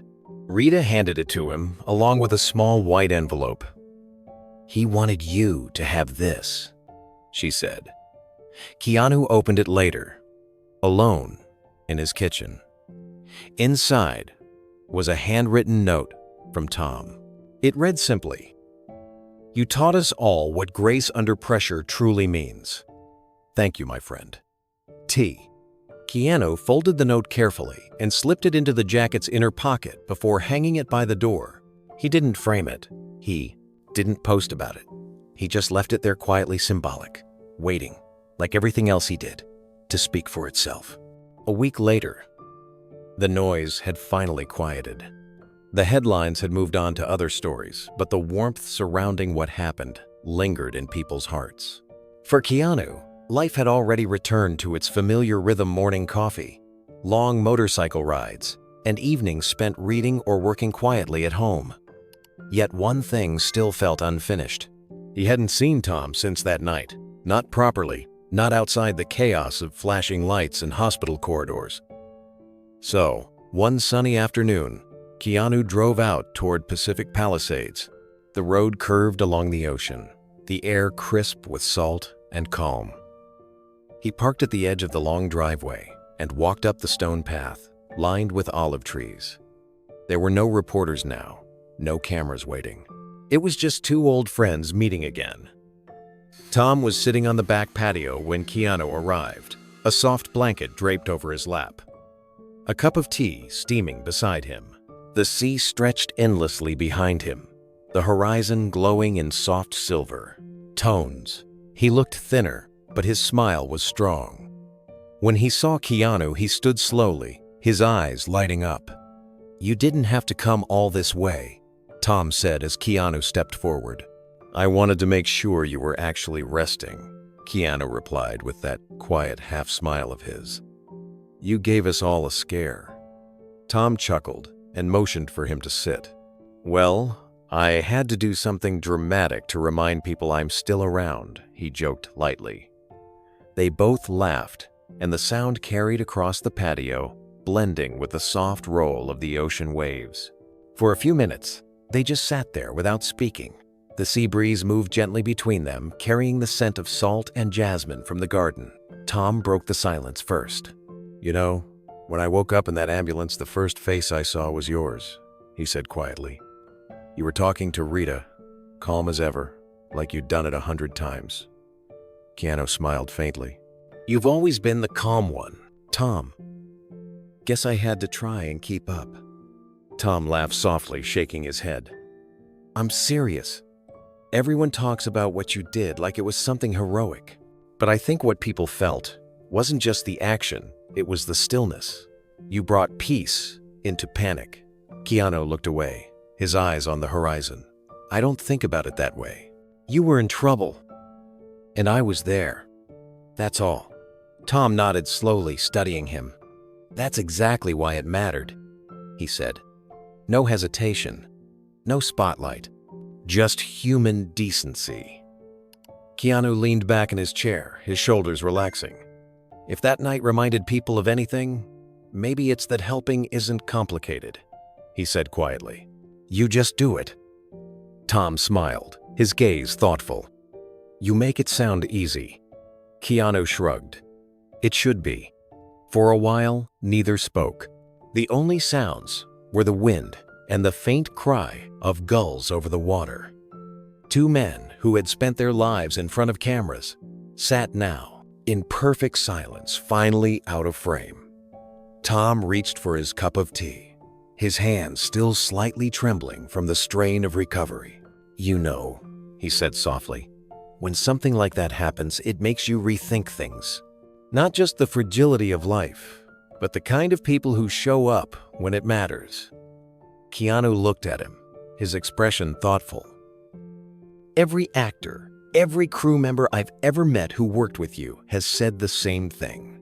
You treat everyone like they matter. Tom smiled modestly. That's the least we can do in this business. Keanu leaned forward slightly, elbows on his knees. That's more than most do, he said. You taught me that early on. Back when I was still figuring out how to exist in all this. You once told me, if you ever forget the names of the people holding the boom mic, you've lost your soul. I never forgot that. Tom laughed, shaking his clawed head. I actually said that? Yeah. Keanu replied with a grin. You did. It stuck. The two men sat quietly again. The kind of silence that feels full, rather than empty. The sunlight glinted off the ocean, and a small bird landed on the patio railing. For a moment, neither of them looked like Hollywood icons. They were just two men who'd lived long enough to know what truly mattered. Tom turned toward Keanu again. You know, the world wants to make everything about spectacle, fame, money, image. But when I saw that video of you kneeling on that stage, I realized something. What's that? Keanu asked. Tom smiled faintly. You reminded people that decency is still alive. Keanu chuckled softly, shaking his head. I didn't remind anyone of anything. They just forgot for a while. People are good, Tom. Most of them just need to see it in someone else to remember. Tom nodded, letting those words sink in. Then, after a pause, he said, I still owe you for what you did. Keanu raised an eyebrow. You don't owe me anything. No, really, Tom insisted. You saved my life. Keanu's expression softened. You already repaid me years ago, he said quietly. You showed me what grace looks like when no one's watching. I just tried to follow your lead. Tom looked down, humbled. That's the best thing anyone's ever said to me. Keanu smiled. Then, we're even.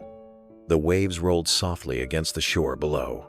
Rita stepped out for a moment to bring fresh tea and found them both laughing at an old story from a film set decades earlier. They talked about the long nights, the missed lines, the jokes that never made it to the final cut.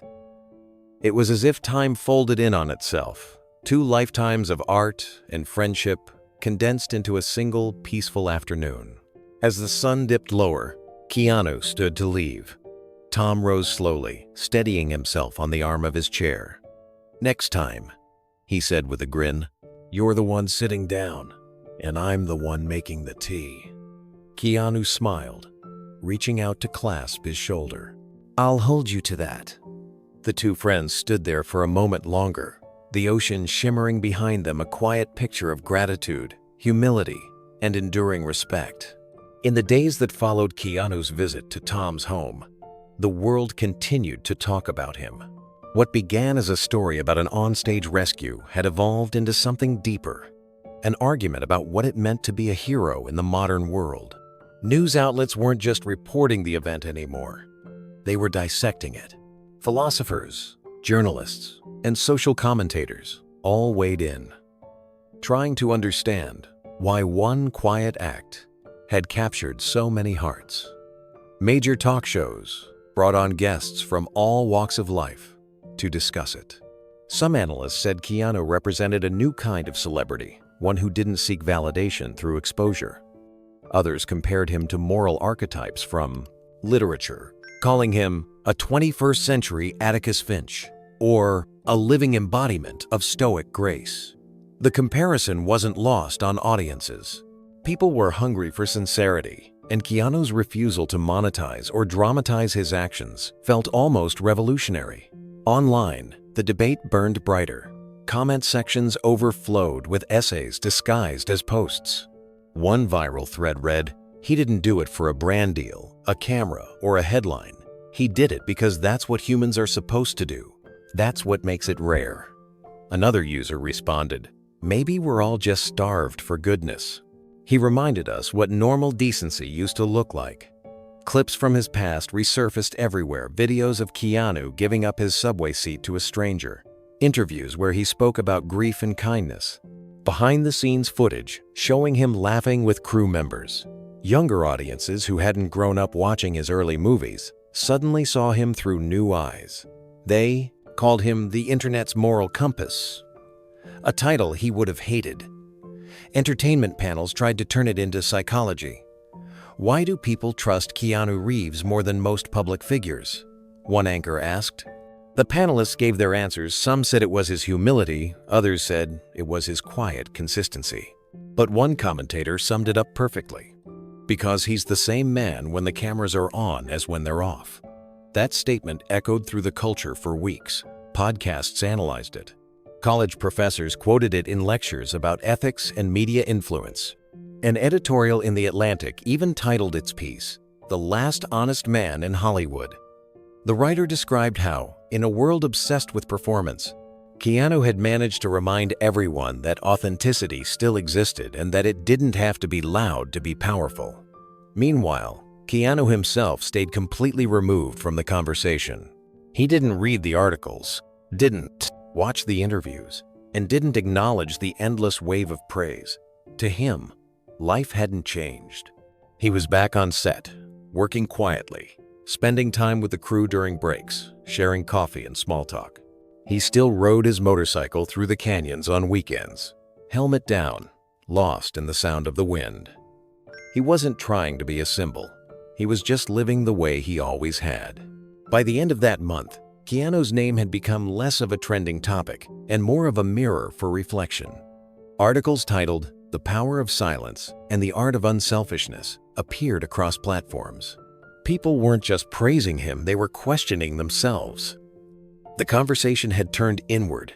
One evening broadcast showed a roundtable of cultural critics discussing how one moment of instinctive kindness had reignited the world's hunger for authenticity. A professor of philosophy from Stanford described it as moral dissonance. He said, "We live in an unplanned era where noise equals significance. When someone like Keanu acts without self-promotion, it disrupts the rhythm. It reminds people that virtue isn't a performance, it's a habit." Across social media, that quote went viral overnight. People reposted it with videos of Keanu walking quietly through airports, greeting strangers, or signing autographs patiently without security around him. It wasn't idolization, it was recognition. Viewers saw something pure, something almost out of time. Documentaries began revisiting his past, not the glamorous parts, but the quiet ones. Clips showed him standing off camera during film shoots, helping crew members carry equipment.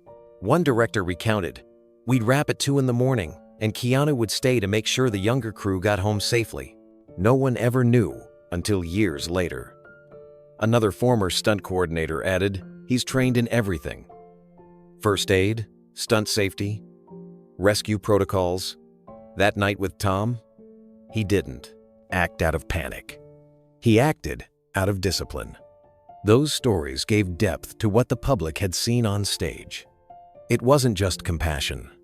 It was preparation, mindfulness, and respect. It showed that decency wasn't random. It was built through years of choosing to care when no one was watching. While debates filled screens, Keanu stayed unchanged. He spent most mornings at his small studio, helping oversee a film project about everyday kindness. The irony wasn't lost on his colleagues. Here was a man making a movie about ordinary decency. On weekends, he rode alone through the Pacific Coast Highway, stopping at diners he'd frequented for years. Locals treated him like family, not a star. He'd wave to the waitress who always brought him black coffee, leave a generous tip, and talk about motorcycles rather than fame. If someone brought up the incident, he'd politely change the subject. In an interview that aired weeks later, one he agreed to only because it was about the charity foundation he supported, the host finally asked him about the night of Tom's collapse. Keanu paused, choosing his words carefully. "I think people saw kindness because they wanted to see hope," he said.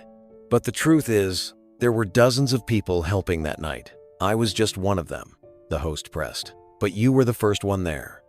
Keanu gave a small smile. "Being first doesn't make you better. It just means you were close enough to act." That clip became its own phenomenon.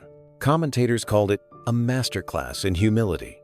His words echoed across platforms, reshared millions of times. Teachers played it in classrooms. Parents showed it to their kids. It was the kind of statement that didn't glorify a man, it dignified an idea.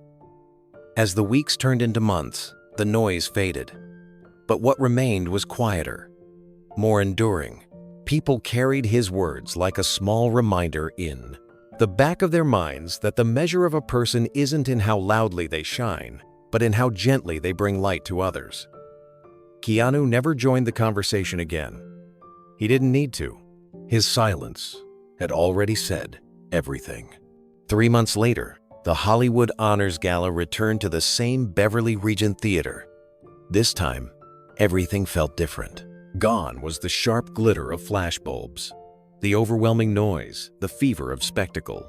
The organizers had decided that this year's reunion would be about gratitude and wellness, a quiet acknowledgement of what the industry had learned from one unforgettable night. The lobby smelled faintly of gardenia and coffee instead of perfume and champagne. The red carpet had been shortened, and the photographers were asked to remain behind soft ropes. On every table inside, there were water bottles neatly arranged beside the elegant glassware. The symbolism wasn't lost on anyone.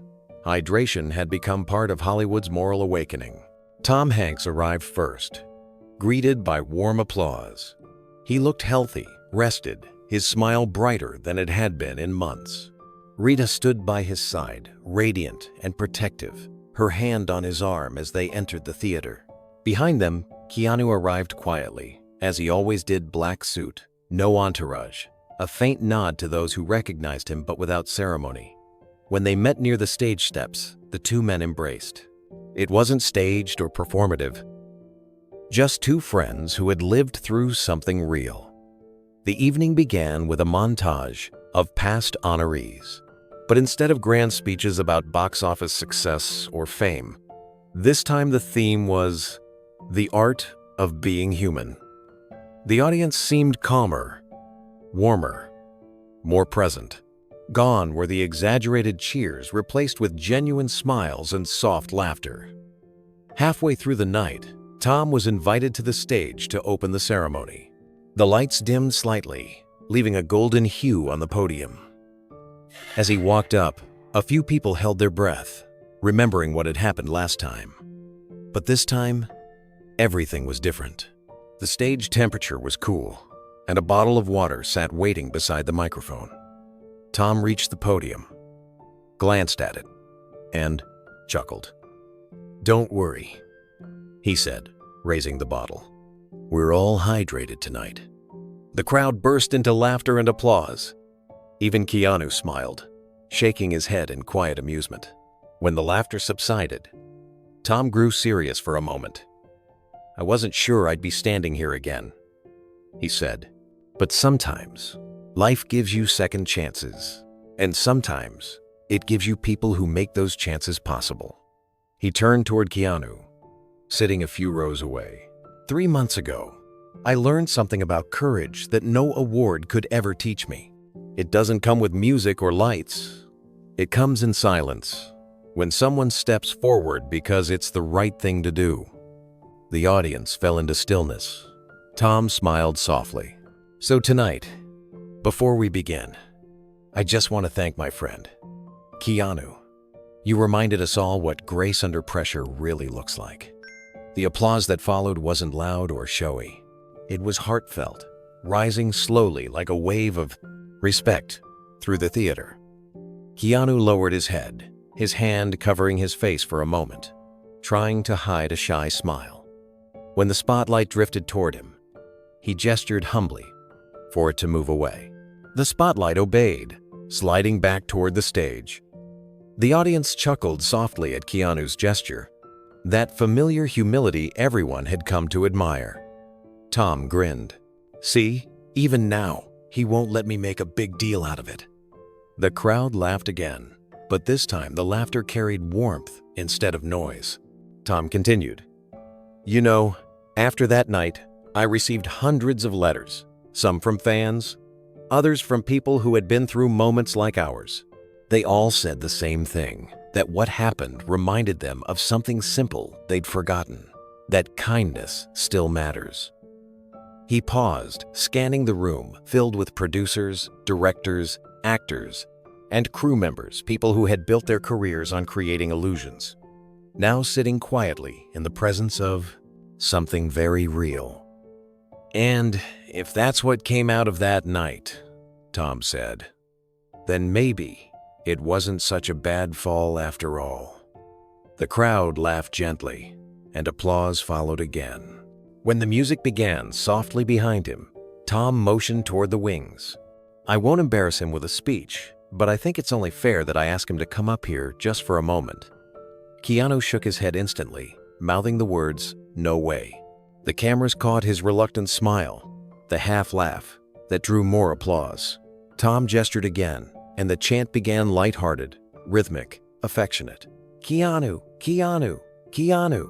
Finally, Keanu stood, shaking his head in mock defeat. As he walked to the stage, the entire audience rose to their feet. The applause grew louder, but not the deafening roar of celebrity adoration. This was something more genuine. It was gratitude, unfiltered. Tom stepped aside and offered the microphone, but Keanu raised his hands, declining it. Instead, he leaned toward Tom and said just loud enough for the first few rows to hear, "You're the reason people still believe in decency, my friend. I just caught you before the floor did." Laughter filled the room again, but when Keanu clasped Tom's shoulder, there was a deeper silence that followed an understanding between two men who had turned a frightening moment into a lesson in grace. The crowd applauded once more, longer this time. Rita wiped her eyes. Crew members backstage clapped quietly, even the stagehands who rarely paid attention to speeches. There was no glamour left in that moment, only sincerity. After the ceremony, as people mingled in the lobby under softer lights, the mood was lighter, almost serene. Conversations drifted not about box office numbers or studio deals, but about life, gratitude, and health. Someone joked about setting up a hydration fund for actors. Another guest mentioned that every stage in Hollywood would now have a water cooler, courtesy of the Tom Hanks rule. By the time Keanu reached the exit, Tom caught up with him. "You see what you did?" Tom said with a grin. "You turned an award show into a therapy session." Keanu laughed. "Hey, at least no one fainted this time." Tom smiled, placing a hand on his friend's shoulder. "Seriously though, thank you. Again." Keanu met his gaze, his tone soft but steady. "Don't thank me anymore, Tom. You already did the moment you stood back up." Tom nodded, eyes glistening. Fair enough. They stepped out onto the cool night sidewalk, where cameras waited politely at a distance. This time, there were no shouts, no blinding flashes, just murmurs of respect as two men walked side by side, smiling beneath the soft glow of the theater marquee. Behind them, the lights of the Beverly Regent shimmered against the quiet night sky. The industry that had once thrived on noise was, for once, learning to value silence. And somewhere in that stillness, the meaning of that night, its fear, its grace, its humanity felt complete. It was no longer about heroism. It was about understanding. That same night, after the gala ended and the lights of the Beverly Regent Theater faded into the stillness of the Los Angeles skyline, Tom and Rita returned home. Their house by the coast was quiet, the hum of the ocean faint through the open windows. Tom slipped off his jacket, loosened his tie, and sank into the old armchair near his study window. His body was tired, but his heart felt light. On the small wooden table beside him sat a thick envelope. Rita had found it earlier, slipped discreetly into the pocket of her evening purse by one of the stage crew. "It's from Keanu," she had said with a knowing smile. "He told one of the assistants to make sure it reached you tonight." Tom held the envelope for a long moment before opening it. It was unmarked, sealed neatly, no initials, no flourish. Inside was a single sheet of paper, handwritten in small, neat letters that reflected Keanu's quiet precision. There were no dates, no signatures at the top, just words that seemed to speak directly from his heart. Tom began to read. "I didn't save you. I just held a moment still until help arrived." The line struck him instantly. He read it again, slower this time. It wasn't a denial of what had happened. It was Keanu reframing it, turning what the world called heroism into something humble, something shared. Tom continued reading. "You've been doing that for people your whole life. Through your work, your kindness, the way you listen when no one else does. Maybe that night was just the world returning the favor." Tom's throat tightened. He could almost hear Keanu's voice, in the words, measured, gentle, unpretentious. "The truth is, we all fall sometimes. We just take turns catching each other. That's what keeps us standing." Tom set the letter down and exhaled, the words settling in like a quiet tide. Rita entered the quiet room, still in her evening dress, holding 2 cups of tea. "You read it?" she asked softly. He nodded. "It's him. Completely him." Rita smiled, handing him one of the cups before picking up the letter to read for herself. As she did, tears gathered in her eyes.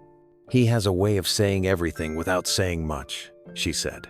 Tom leaned back, watching the light from the lamp reflect off the framed photos in the room.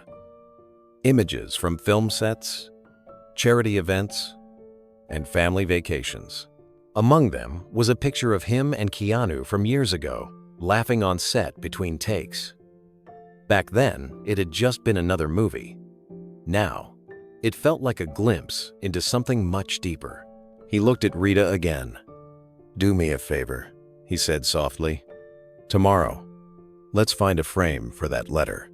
Rita nodded, folding the paper gently, as though it were made of silk. "It belongs in here," she said, glancing at the wall of memories. "Right where the real stories live." The next morning, sunlight spilled through the curtains, painting the study walls gold. Tom was already awake, standing by his desk with the letter unfolded before him. The ink glowed faintly in the light, the handwriting clean and deliberate, each stroke carrying weight but never pride. He read it once more, slower than before, letting every word settle. "You once told me that the best performances don't demand attention, they earn silence. I think kindness works the same way. It isn't loud. It doesn't announce itself. It just fills the space quietly until peace returns." Tom felt a warmth build in his chest. Keanu's letter wasn't a thank you note or a moral lesson.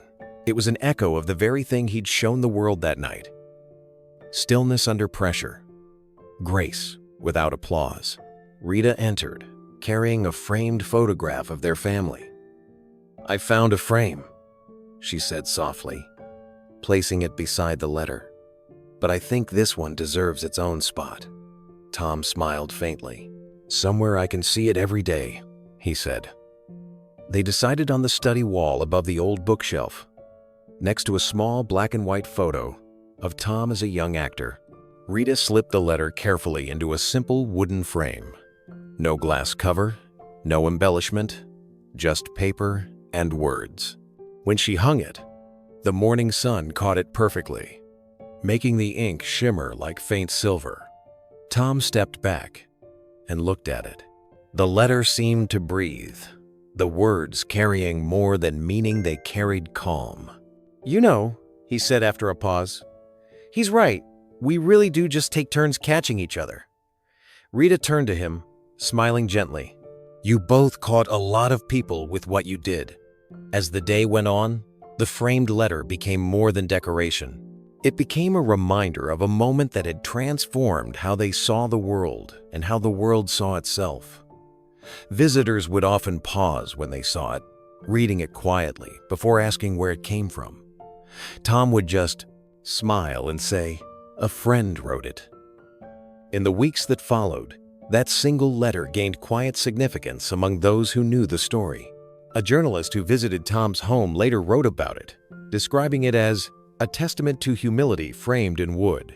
The article mentioned the line that had captured so many hearts: "We all fall sometimes. We just take turns catching each other."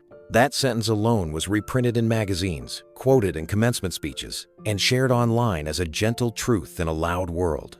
But Tom never looked at it as a quote. To him, it was something else, a mirror of friendship. A small piece of wisdom from a man who didn't need a stage to speak to millions. Every night before turning off the lights, Tom would glance at that framed page. It reminded him not of the moment he collapsed, but of the moment someone chose to stay. In time, the letter became more than Keanu's gift. It became a symbol of something larger. That goodness isn't a single act, but a conversation. One heart reminding another that stillness and compassion are their own kind of strength. And in that quiet exchange, both men had given the world something it didn't realize it was missing. A reminder that kindness, at its purest, always comes full circle. Months later, the world had moved forward, but the echo of that night remained. What began as a single act of instinctive compassion had become a subject of study, a cultural landmark in its own quiet way. Universities began teaching what they called the Keanu moment, exploring not celebrity or fame, but ethics, humility, and composure under pressure. At Stanford, a behavioral psychology course analyzed how calm leadership in crisis inspires trust. Professors showed footage of Keanu's steady actions on stage, pausing the video to discuss body language, his measured gestures, his focus, the way he reassured others without commanding them. Students debated why people respond so strongly to steadiness in chaos. One conclusion echoed across classrooms: stillness builds safety. Philosophy departments at Yale and Oxford used the moment as a case study in moral authenticity. One professor described it as the return of quiet virtue to a noisy world. He told his students, "This is not about fame or morality tales. It's about the everyday decision to stay composed when others crumble. It's leadership through peace." Ethics panels and leadership forums across the country began referencing the incident, not as gossip, but as evidence that genuine decency could influence collective behavior. Even corporate leadership seminars included slides titled "The Reeves Principle: Composure as Moral Compass." Executives watched the clip, then discussed how humility could inspire loyalty more than authority ever could. Outside academia, the ripple effect was even stronger. Fans around the world shared their own Keanu moments, stories of small, unrecorded acts of kindness inspired by the viral footage. A teenager in Chicago helped an elderly woman cross a busy intersection and wrote online, "I remembered how calm he was that night. I thought, maybe I could do something small too." A nurse in Canada described comforting a frightened patient by time.post.fo. repeating Keanu's quiet phrase, "You're okay, just breathe." The internet, for once, wasn't cynical. Comment sections filled with stories of kindness instead of arguments. Memes were replaced by small pledges, people promising to help more, listen more, and act with patience. The world hadn't changed overnight, but the tone of conversation had shifted, even if only slightly. Meanwhile, Tom Hanks had fully recovered. Months after the incident, he announced his return to film with a new project, an intimate story about everyday goodness. During the press conference, he paused midway and smiled. "This one," he said, "is dedicated to the quiet heroes." Reporters didn't need to ask who he meant. Keanu, of course, wasn't there. He didn't attend premieres or comment on the dedications. But when Tom sent him the script to read, Keanu mailed it back with a short note written on the first page. It read simply, "You already know how to tell that story." Tom framed that note beside Keanu's letter in his study. Together, they stood as symbols of reciprocity, proof that kindness wasn't a hierarchy of giver and receiver, but a circle that kept spinning between souls who understood its worth.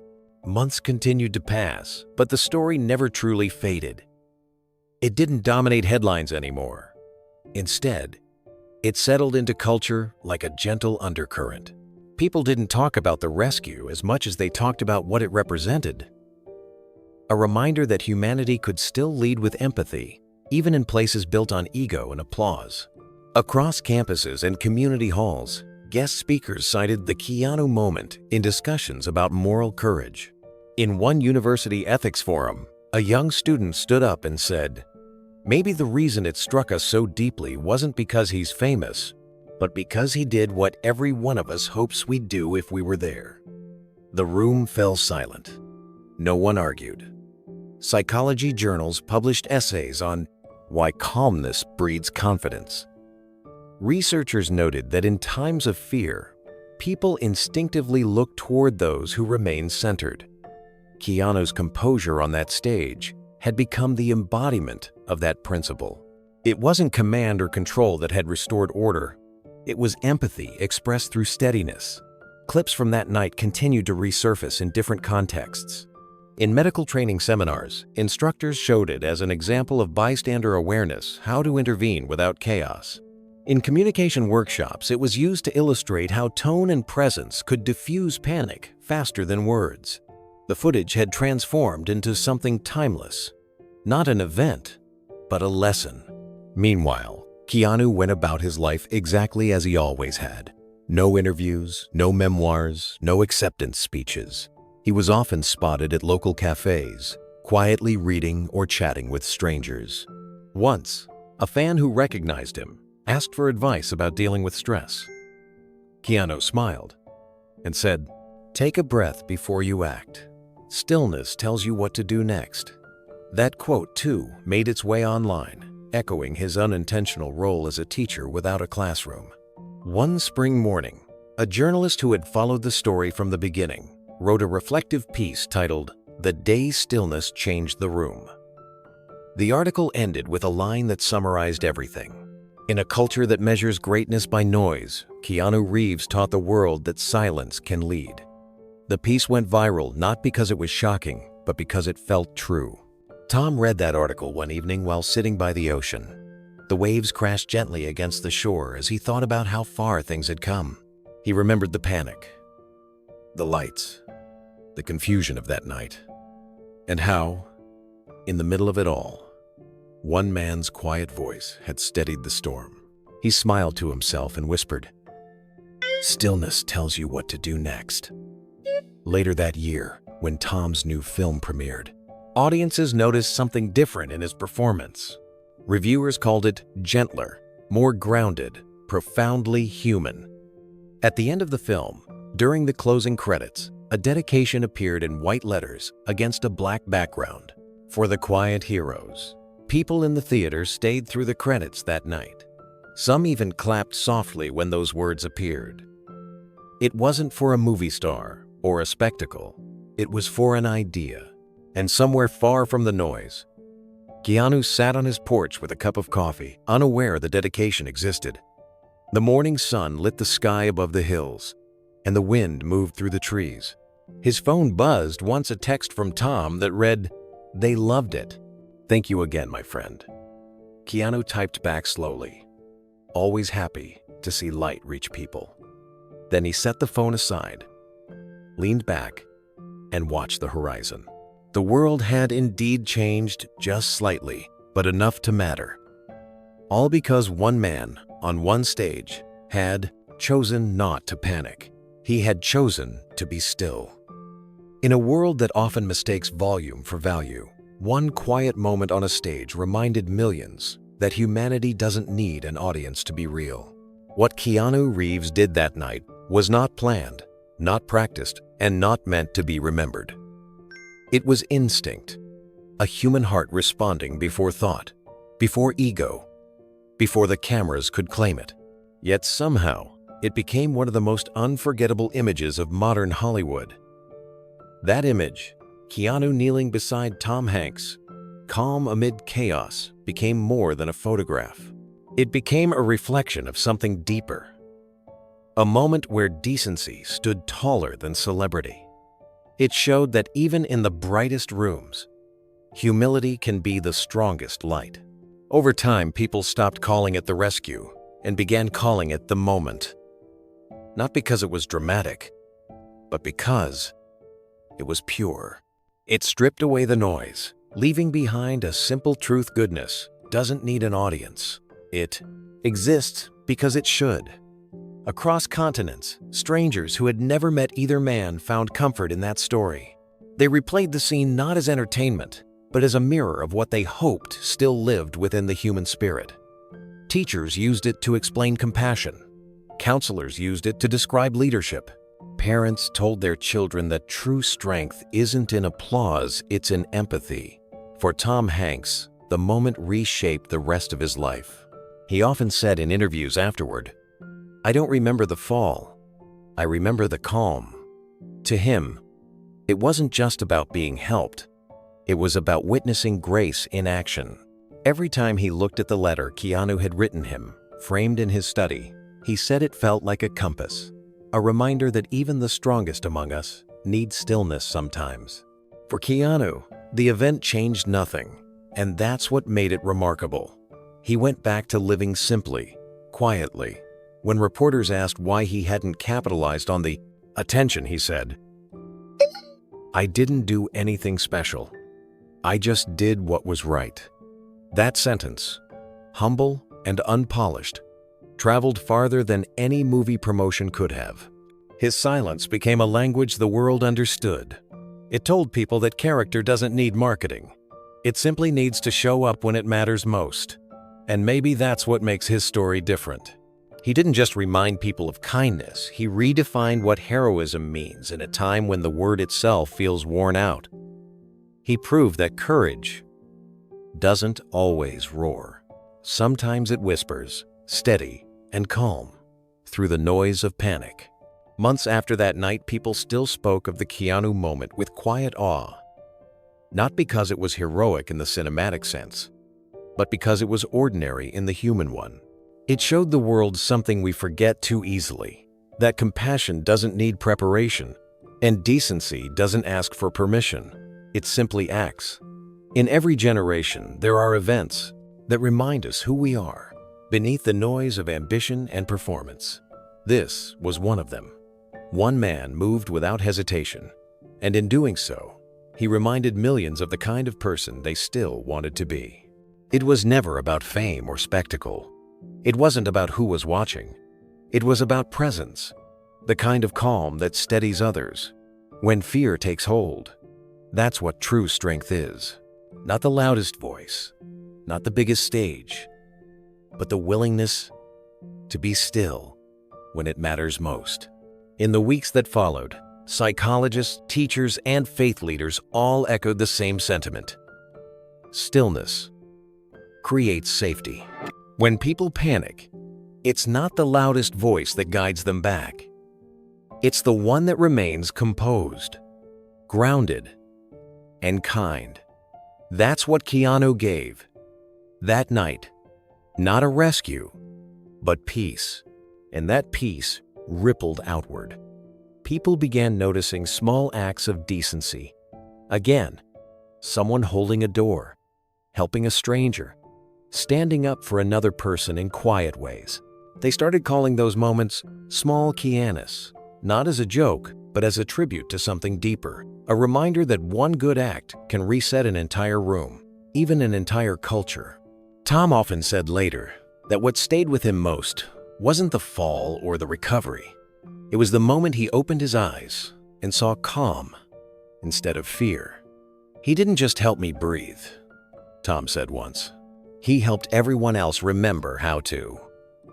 Those words defined what came next. Studios began emphasizing well-being over chaos at events. Safety coordinators were added to ceremonies. Quiet rooms were installed backstage at award shows for anyone overwhelmed by the pressure. It wasn't a revolution, but it was a change. And it all began with one person choosing empathy over hesitation. For Keanu, life stayed steady. He continued riding his motorcycle along Pacific highways, still stopping at small coffee shops, still waving politely when recognized. He turned down documentaries about the content, event, refusing to let it become entertainment. When asked years later what he remembered most, he said, "How fragile things can be and how beautiful they become when people care." Not a story about two actors, but about what happens when humanity steps forward quietly, when compassion moves faster than ego. The world saw it, felt it, and carried it forward. And so, when people look back at the moment Tom Hanks collapsed and Keanu Reeves knelt beside him, they don't just see a celebrity gesture. They see something much simpler, a truth we often overlook. That goodness doesn't wait for applause. It moves quietly, heals quietly, and leaves peace in its wake. Because at its core, this was never a story about rescue. It was a story about reflection, about the space between panic and calm, where character reveals itself, about the quiet kind of heroism that doesn't end when the lights fade. Kindness doesn't seek applause, it creates peace. Have you ever witnessed someone step up quietly when no one else did? What story of silent heroism should we tell next about Keanu Reeves?